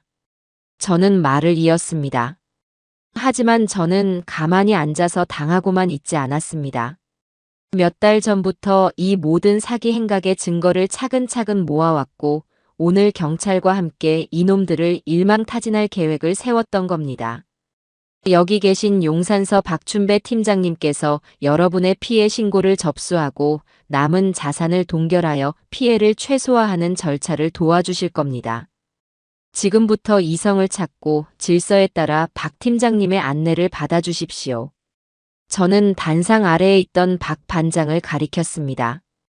박 반장은 저를 향해 고개를 한번 셔먼 끄덕여 보이고는 확성기를 들고 투자자들을 정돈하기 시작했습니다. 제 단호한 태도와 경찰의 등장에 흥분했던 투자자들은 점차 이성을 되찾고 박 반장의 안내에 따라 줄을 서기 시작했죠. 아수라장 갔던 혼돈에 서서히 질서가 잡히기 시작했습니다. 저는 무대에서 내려와 여전히 바닥에 주저앉아 있는 사위놈에게로 향했습니다. 놈은 이제 울음도 그쳤는지 텅 빈 눈으로 허공만 바라보고 있었죠. 놈의 곁에는 경찰 2명이 서 있었습니다. 박 반장이 제게 다가와 말했습니다. 임 사장님, 전지훈 씨도 일단은 공범 혐의로 연행해서 조사를 해야 할 것 같습니다. 사위놈은 공범이라는 말에 화들짝 놀라 저를 쳐다보았습니다. 그 눈에는 두려움과 함께 신락 같은 구원의 요청이 담겨 있었죠. 저는 그런 놈을 차갑게 내려다보았습니다. 박형 씨, 이놈은 공범이 아니오. 이놈은 그저 자기 분수도 모르고 탐욕에 눈이 멀어 사기꾼의 꼭두각시 노릇을 한 한심한 멍청이일 뿐이오. 일단 조사는 받게 하시오. 자기가 저지른 일에 대한 책임은 스스로 져야지. 다만 내가 가진 모든 증거 자료들이 이놈이 주범이 아니라는 것을 증명해 줄 것이오. 그리고 저는 놈을 향해 말했습니다. 전서방, 똑똑히 듣게. 너는 이제 빈털털이야. 네 명의로 된 재산은커녕 빚만 산더미처럼 쌓여 있겠지. 하지만 내가 네 마지막 목숨줄은 살려주기로 했다. 감옥에 가는 최악의 상황은 면하게 해주겠다는 말이다. 제 말에 사위놈의 얼굴에 희미한 희망이 스쳐 지나갔습니다. 하지만 제 진짜 심판은 이제부터 시작이었습니다. 저는 행사장을 빠져나와 한쪽 구석에서 웅크린 채 울고 있는 딸 수진이에게로 향했습니다. 딸은 제가 다가오자 고개를 들지 못하고 어깨를 더욱 떨었죠. 아빠, 내가 잘못했어. 아빠 말을 들었어야 했는데. 이제야 알겠냐. 아비의 말을 무시하고 사내의 허황된 말에 노란한 대가가 얼마나 처참한지를. 저는 딸을 일으켜 세우지 않았습니다. 스스로의 잘못을 깨닫고 스스로 일어설 때까지 기다려야 했죠. 저는 딸의 곁을 지나치며 변호사에게 전화를 걸었습니다. 일부러 딸이 들을 수 있도록 크고 명확한 목소리로 말했죠. 김 변호사님, 접니다. 임지철입니다. 예, 오늘 모든 일이 잘 마무리되었습니다. 지금부터 제가 말씀드리는 대로 서류 절차를 진행해 주십시오. 우선 사기꾼 강철수에게 담보로 잡혔던 제 상가 건물, 계약 무효를 근거로 즉시 원상 복구시키겠습니다. 그리고 제가 투자했던 제 모든 현금 자산은 전지훈 씨가 대표로 있던 글로리 투자의 지분을 인수하는 형식으로 전환하겠습니다. 수학이 넘어 김 변호사의 목소리가 들려왔지만 저는 제 할 말만 이었습니다. 그렇게 되면 이제 그 회사의 최대 주주는 제가 되는 것이 맞지요? 예, 좋습니다. 그리고 그 회사에 남은 모든 자산과 제 지분 전체를 외손주 임은준의 이름으로 신탁을 설정하겠습니다. 제가 첫 번째 관리인이 되고 제 딸 임수진을 두 번째 관리인으로 지정합니다. 단, 임수진은 제가 허락하기 전까지는 단 1원에도 손을 댈 수 없으며 전지훈 씨는 이 신탁 재산에 대한 모든 권리를 포기한다는 각서를 받아두십시오. 제 말을 듣고 있던 딸 수진이의 눈이 경악으로 커졌습니다. 이것이 바로 제가 내리는 마지막 심판이었습니다. 싹 다 뒤집어 버리겠다는 겁니다.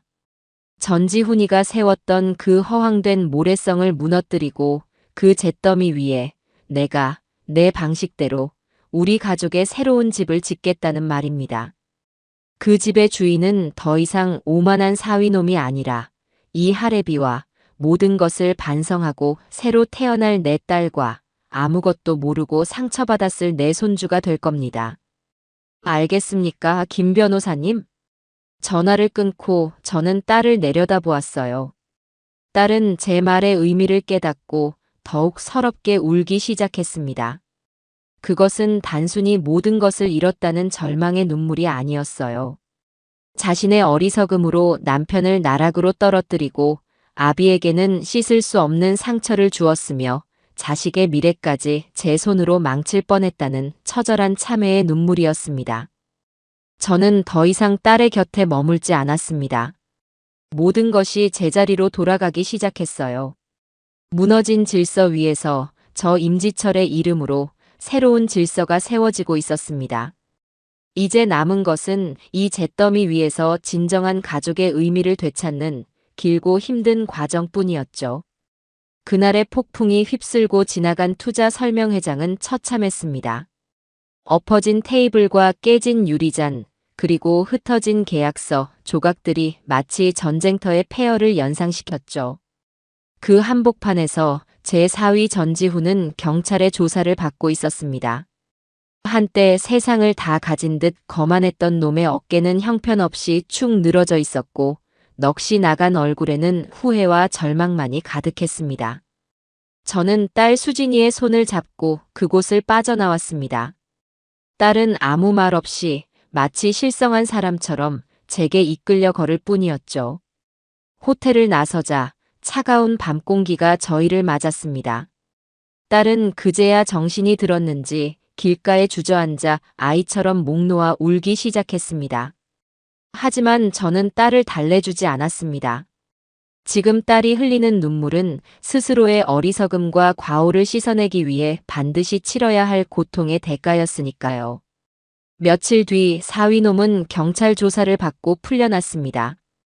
제가 제출한 결정적인 증거들과 강철수의 범죄 행각을 제가 처음부터 인지하고 함정 수사에 협조했다는 사실이 참작되어 사위놈은 사기 공모 혐의를 벗을 수 있었죠. 박 반장의 말에 따르면 사위놈은 사기꾼에게 이용당한 피해자로 분류될 가능성이 높다고 했습니다. 하지만 법적인 처벌을 피한 것이 세상의 심판까지 피했다는 의미는 아니었습니다. 사위놈이 집으로 돌아온 날, 저희 가족은 처음으로 한자리에 모여 앉았습니다. 물론 그 집은 놈의 화려한 아파트가 아닌 제 낡고 소박한 시골집이었죠. 사위놈은 고개를 푹 숙인 채 아무 말도 하지 못했습니다. 딸 수진이 역시 눈이 퉁퉁 부은 채 침묵을 지켰고 외손주 은준이는 이 모든 무거운 분위기를 감당하기 힘든 듯 제 등 뒤에 숨어만 있었습니다. 저는 놈들에게 현실을 직시시켜 주어야 했습니다. 김 변호사와 통화를 마쳤다. 전서방, 너는 법적인 처벌은 면할 수 있을 게다. 하지만 강철수와 함께 벌인 사업으로 인해 발생한 모든 민사상 채무는 고스란히 네가 떠안아야 할 게다. 네 명의로 된 아파트, 차, 주식 계좌. 아마 전부 다 차압당해도 빚을 다 갚기는 힘들 게다. 제 냉정한 말에 사위놈의 어깨가 더욱 움츠러들었습니다. 딸의 얼굴은 새하얗게 질려갔죠. 앞으로 너희는 빈털털이다. 아니, 빚더미에 올라앉은 신세지. 그러니 오늘부로 너희가 살던 그 번쩍이는 아파트는 정리하고 타던 외제차도 팔아라. 수진이, 너는 네가 그토록 아끼던 명품 가방과 보석들도 전부 처분해서 빚 갚는 데 보태거라. 아, 아빠. 딸이 무언가 말을 하려 했지만 저는 말을 잘랐습니다. 그리고 당분간 너희 세 식구는 이 집에서 나와 함께 살게 될 게다. 그것은 제안이 아닌 통보였습니다. 놈들이 살던 세상과 저의 세상은 완전히 뒤집혔습니다. 한때 저를 낡고 멍청한 늙은이라며 구박하고 내쫓으려 했던 놈들이 이제는 제 집의 작은 방 한 칸에 몸을 의탁해야 하는 신세가 된 것이죠. 이것이 바로 제가 내리는 첫 번째 심판이었습니다. 그날 이후 저희 집에서는 낯선 풍경들이 펼쳐졌습니다. 법원과 은행에서 날아온 빚독촉장들이 매일같이 우편함에 쌓였고 딸 수진이는 자신이 아끼던 옷과 가방들을 중고 거래 사이트에 내다 팔기 시작했습니다. 한때는 백화점 VIP 라운지에서 우아하게 커피를 마시던 제 딸이 이제는 푼돈을 아끼기 위해 낯선 사람들과 가격을 흥정하고 있었죠. 그 모습을 보는 제 마음이 편치만은 않았지만 저는 일부러 모른 척했습니다. 스스로의 힘으로 현실의 무게를 감당하는 법을 배워야 했으니까요. 사위놈은 며칠 동안 방 안에 틀어박혀 나오지 않았습니다. 모든 것을 잃었다는 상실감과 장인어른의 집에 얹혀 산다는 굴욕감에 휩싸여 폐인처럼 지냈죠. 저는 그런 놈을 억지로 끌어내지 않았습니다. 스스로 바닥을 치고 제 발로 일어설 때까지 기다려줄 작정이었습니다. 가장 큰 변화는 은준이에게 찾아왔습니다. 늘 최고급 장난감과 비싼 옷에 둘러싸여 살던 아이는 하루아셔먼에 모든 것을 빼앗긴 셈이었죠. 아이는 떼를 쓰고 울며불며 예전 집으로 돌아가자고 졸랐습니다. 그럴 때마다 딸은 아이를 끌어안고 함께 울기만 했고 사위놈은 아이의 울음소리가 듣기 싫다며 방문을 걸어 잠갔습니다. 어느 날 저녁 은준이가 제게 와서 물었습니다. 할아버지, 우리 이제 가난해요? 우리 아빠는 이제 멍청이가 된 거예요? 아이의 순수한 질문이 제 심장을 꿰뚫는 것 같았습니다. 저는 아이를 제 무릎에 앉히고 아이의 눈을 보며 차분하게 말해주었습니다. 은준아, 가난한 건 조금 불편한 거지 부끄러운 게 아니란다. 그리고 네 아빠는 멍청이가 된 게 아니라 아주 중요한 공부를 시작한 거란다. 진짜 똑똑한 사람이 되는 법을 말이야. 그 공부가 끝날 때쯤이면 은준이 아빠는 세상에서 가장 멋진 아빠가 되어 있을 게야. 그러니 우리 은준이가 아빠를 좀 도와줘야겠지? 아이는 제 말을 다 이해하지는 못했지만 가만히 고개를 끄덕였습니다. 저는 무너진 집의 기둥을 저 혼자 세울 수는 없다는 것을 알았습니다. 딸도 사위도 그리고 어린 손주까지. 우리 모두가 각자의 자리에서 힘을 보태야만 이 집은 다시 바로 설 수 있을 것이었습니다. 잿더미 위에서의 첫날은 그렇게 고통스럽지만 새로운 희망의 씨앗을 품은 채 저물어 가고 있었습니다. 사위놈이 방 안에 틀어박혀 지낸 지 일주일이 지났을 무렵 저는 더 이상 놈을 내버려 둘 수 없다고 판단했습니다. 썩은 상처는 놔두면 골마 터지는 법, 당장은 아프더라도 도려내야 새살이 돋아나는 것이었죠. 저는 아침 일찍 놈이 자고 있는 방문을 벌컥 열었습니다. 전서방, 해가 중천에 떴는데 언제까지 잠만 잘 텐가. 당장 일어나서 나 좀 따라 나서게.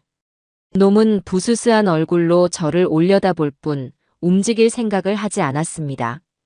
제가 어딜 갑니까? 저는 이제 아무것도 할 수 없는 놈입니다. 그냥 이대로 죽게 내버려 두십시오. 패배감에 젖어 내뱉는 놈의 목소리에 저는 버럭 소리를 질렀습니다. 이놈, 네가 죽고 사는 건 네 마음대로 정하는 게 아니다. 네게는 아직 먹여 살려야 할 처자식이 있는 놈이야. 사내 자식이 그 정도 시련에 좌절해서야 쓰겠나. 당장 옷 갈아입고 나와. 제 불호령에 사위놈은 마지못해 자리에서 일어났습니다. 저는 놈을 제 낡은 트럭에 태우고 남대문 시장으로 향했습니다. 놈은 차에 타는 내내 창밖을 보며 깊은 한숨만 내쉴 뿐이었죠. 제가 놈을 데려간 곳은 시장에서도 가장 크고 정신없는 설렁탕 집의 뒷골목이었습니다. 뜨거운 김이 뿜어져 나오고 음식물 쓰레기 냄새가 진동하는 곳이었죠. 식당 주인은 저와는 수십 년을 형님 동생하며 지낸 사이였습니다. 형님, 이놈입니다. 오늘부터 여기서 일하기로 한 제 사위놈입니다. 다른 거 없습니다. 이놈한테 이 가게에서 가장 힘들고 가장 굳은 일을 시켜주십시오. 꾀부리거나 불평하면 저한테 말할 것도 없이 바로 몽둥이로 다리를 부러뜨려도 좋습니다. 제 말에 식당 주인은 껄껄 웃으며 사위놈의 어깨를 툭 쳤고 사위놈은 영문도 모른 채 어리둥절한 표정으로 서 있었습니다. 그렇게 전직 글로리 투자의 부사장이었던 전지훈의 첫 직장은 설렁탕 집의 주방 보조 겸 설거지 담당이 되었습니다. 놈의 첫날은 처참했습니다. 평생 손에 물 한 방울 안 묻히고 살아온 놈이 산더미처럼 쌓인 뚝배기와 씨름하려니 온몸이 땀으로 흠뻑 젖었죠. 뜨거운 물에 손은 퉁퉁 불었고 무거운 음식물 쓰레기통을 나르다 허리를 삐끗하기도 했습니다. 점심시간에는 구석에 쭈그리고 앉아 손님들이 남긴 깍두기 국물에 밥을 말아 허겁지겁 먹더군요. 한때는 최고급 레스토랑에서 스테이크를 썰던 놈의 모습이라고는 상상할 수도 없었습니다. 저는 그날 하루 종일 멀리서 그런 놈의 모습을 지켜보았습니다. 마음이 아프지 않았다면 거짓말이겠죠. 하지만 저는 독하게 마음먹었습니다. 놈은 지금 밥 한 그릇을 벌기 위해 얼마나 많은 땀과 노력이 필요한지를 그 밥 한 그릇의 무게를 온몸으로 배우고 있는 중이었습니다. 집에서는 딸 수진이의 수련이 시작되었습니다. 저는 딸에게 낡은 가계부 한 권과 일주일에 쓸 생활비 10만 원을 쥐어주었습니다. 오늘부터 이 집의 모든 살림은 네가 맡는다. 이 돈으로 우리 네 식구가 일주일을 살아야 한다. 단 1원이라도 허투루 써서는 안 된다. 모든 지출 내역은 이 가계부에 꼼꼼하게 기록해서 매주 나에게 검사를 받도록 해라. 한때는 수백만 원짜리 가방을 눈 하나 깜짝 안 하고 사던 딸에게 일주일 10만 원은 사형 선고나 다름없었을 겁니다. 딸은 울상이 되어 시장으로 향했죠. 저는 몰래 딸의 뒤를 따라 나섰습니다. 아니나 다를까 딸은 시장 물정을 전혀 몰랐습니다. 콩나물 한 봉지에 얼마인지 두부 한 모에 얼마인지도 몰라 어쩔 줄 몰라 했죠. 시장 상인들의 기세에 눌려 바가지를 쓰기도 하고 필요 없는 물건을 사기도 했습니다. 그렇게 며칠이 지나고 딸은 점점 시장의 생리를 터득하기 시작했습니다. 더 싼 가게를 찾기 위해 시장을 몇 바퀴씩 돌고 덤을 얻어내기 위해 상인들에게 애교 섞인 흥정을 하기도 했죠. 저녁이 되면 가계부를 앞에 놓고 끙끙대며 돈 계산을 했습니다. 돈이 몇백 원이라도 맞지 않으면 잠도 자지 않고 그 원인을 찾아내려 애를 썼죠. 딸은 그렇게 자신이 그토록 하찮게 여겼던 돈의 가치와 살림의 소중함을 온몸으로 배우고 있었습니다. 어린 손주 은준이의 교육은 온전히 제 몫이었습니다. 저는 아이에게 더 이상 글자나 숫자를 가르치지 않았습니다. 대신 제 삶의 방식을 그대로 보여주었죠. 아침 일찍 일어나 텃밭에 채소에 물을 주고 낡은 호미로 김을 매는 제 옆에서 은준이는 작은 모종삽으로 흙을 파며 놀았습니다. 저는 아이에게 상추와 깻잎을 구분하는 법을, 벌레 먹은 잎사귀를 떼어주는 이유를, 그리고 우리가 먹는 모든 것들이 땅과 햇살과 바람의 선물이라는 것을 가르쳐 주었습니다. 어느 날은 집 뒤편의 낡은 창고를 수리했습니다. 삐걱거리는 문짝을 떼어내고 낡은 경첩에 기름칠을 하고 구멍난 지붕을 새로 잇는 작업을 했죠. 은준이는 제 옆에 찰싹 붙어서 제가 하는 모든 것을 신기한 눈으로 지켜보았습니다. 저는 아이의 작은 손에 망치를 쥐어주고 못 박는 법을 가르쳐 주었습니다. 삐뚤빼뚤 서툴게 박힌 못이었지만 저는 아이를 크게 칭찬해 주었죠. 우리 은준이가 박은 이 못 덕분에 이제 이 창고는 10년은 더 끄떡없겠구나. 정말 대단하다 우리 강아지. 제 칭찬에 아이는 세상을 다 얻은 것처럼 뿌듯한 표정을 지었습니다. 아이는 그렇게 장난감을 사는 즐거움이 아닌 무언가를 제 손으로 직접 고치고 만들어내는 성취의 기쁨을 배워가고 있었습니다. 그날 저녁 땀과 먼지로 범벅이 된 채 집으로 돌아온 사위놈과 시장에서 사온 채소를 다듬고 있는 딸과 제 옆에서 종알거리며 창고 수리 경험을 자랑하는 손주를 보며 저는 밥을 먹지 않아도 배가 불렀습니다. 우리 가족은 그렇게 각자의 자리에서 밥 한 그릇의 무게를 배우며 아주 느리지만 단단하게 다시 일어서고 있었습니다. 시간은 묵묵히 흘러 계절이 두어 번 바뀌었습니다. 그동안 저희 집에는 많은 변화가 있었죠. 사위놈은 이제 설렁탕집 주방의 어엿한 실장이 되어 있었습니다. 처음에는 죽을 상으로 출근하던 놈이 이제는 제법 이마에 밴 땀을 훔치며 보람을 느끼는 듯 보였어요. 놈의 거칠어진 손에는 과거의 허영심 대신 정직한 노동의 흔적이 새겨져 있었습니다. 딸 수진이는 살림의 여왕이 다 되어갔습니다. 10만 원으로 일주일을 사는 것은 물론 쪼개고 아껴서 저금을 하는 경지에까지 이르렀죠. 더 이상 화려한 옷이나 명품 가방을 탐내지 않았습니다. 대신 시장에서 떨이로 사온 천으로 은준이의 옷을 직접 만들어 입히는 소박한 기쁨을 누릴 줄 아는 여인이 되어 있었습니다. 외손주 은준이는 흙냄새와 풀냄새를 좋아하는 건강한 아이로 자라났습니다.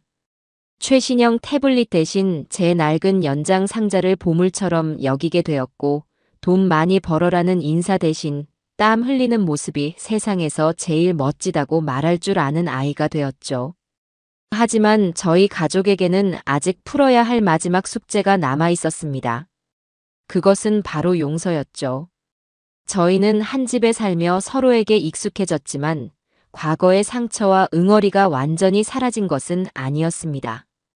특히 사위놈은 여전히 제 앞에서 고개를 들지 못했고 저 역시 놈을 온전히 받아들이지 못하고 있었습니다. 그러던 어느 날 사위놈이 한 달치 월급이 담긴 봉투를 들고 제 앞에 와서 무릎을 꿇었습니다. 지난 1년간 놈은 단 한 번도 제게 월급 봉투를 내민 적이 없었습니다. 자격이 없다 생각했기 때문이겠죠. 아버님 염치 없는 부탁인 줄 압니다만 이 돈을 좀 받아주십시오. 아버님께 진 빚을 생각하면 평생을 갚아도 모자라겠지만 이렇게라도 제 마음을 표현하고 싶습니다. 그리고 저 이제 이 집을 나가서 저희 세 식구 떳떳하게 살아보려 합니다.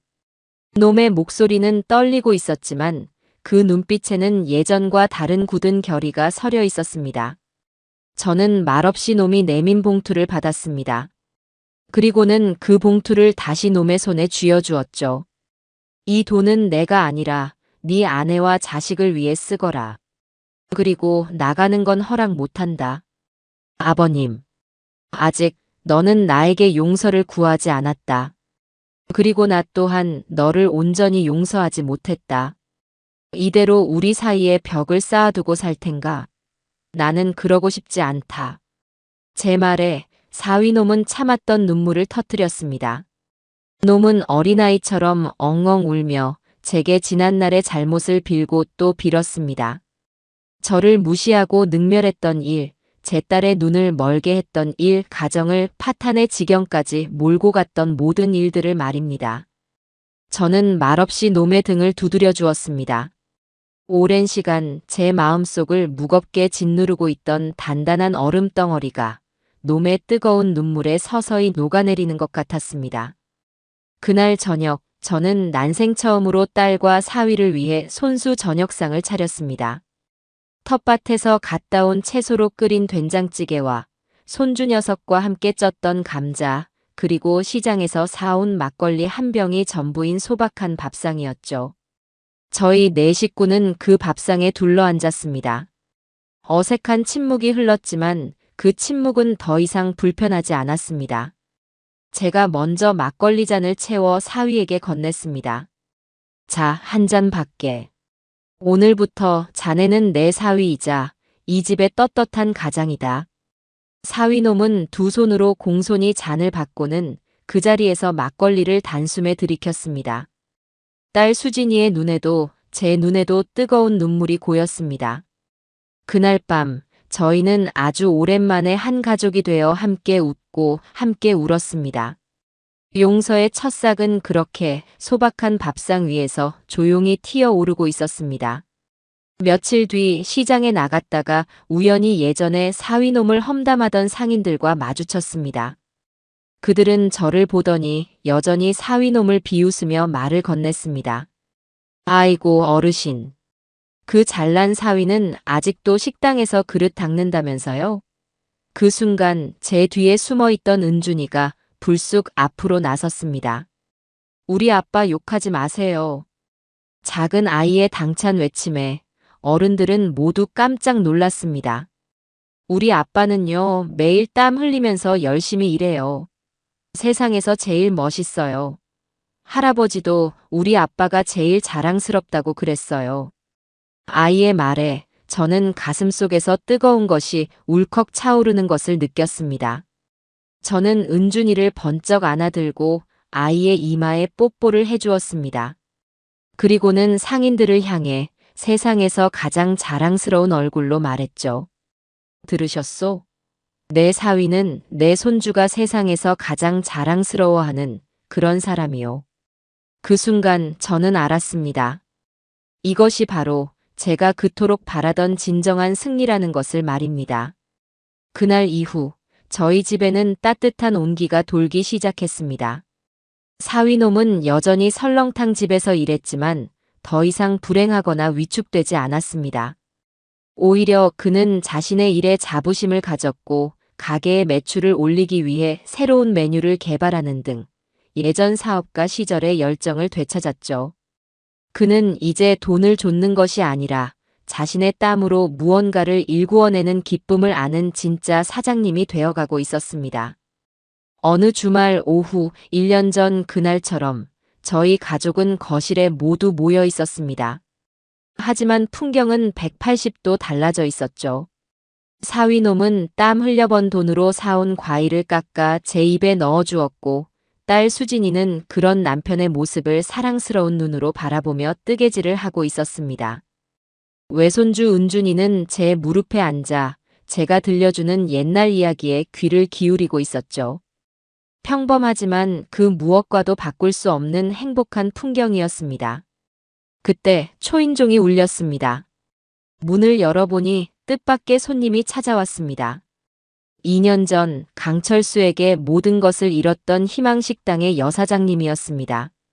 그녀의 얼굴은 예전과 달리 한결 편안하고 밝아져 있었죠. 어르신 잘 지내셨지에. 제가 그동안 신세진 것도 많고 해서 인사드리러 왔습니다. 그녀는 제 도움으로 법적인 절차를 잘 마쳐 강철수의 은닉 재산 중 일부를 돌려받았다고 했습니다. 그리고 그 돈으로 다시 부산에 내려가 예전보다 규모는 작지만 아담한 돼지국밥집을 새로 열었다고 했죠. 그녀는 마침 주방 일을 돕던 제 사위와 마주쳤습니다. 사위놈은 고개를 숙이며 어쩔 줄 몰라 했죠. 하지만 그녀는 사위에게 다가가 따뜻하게 손을 잡아주었습니다. 고생 많았지에. 사람은 누구나 실수를 하는 법입니다. 중요한 건 다시 일어서는 거지에. 지금처럼만 열심히 살면 꼭 좋은 날이 올 깁니다.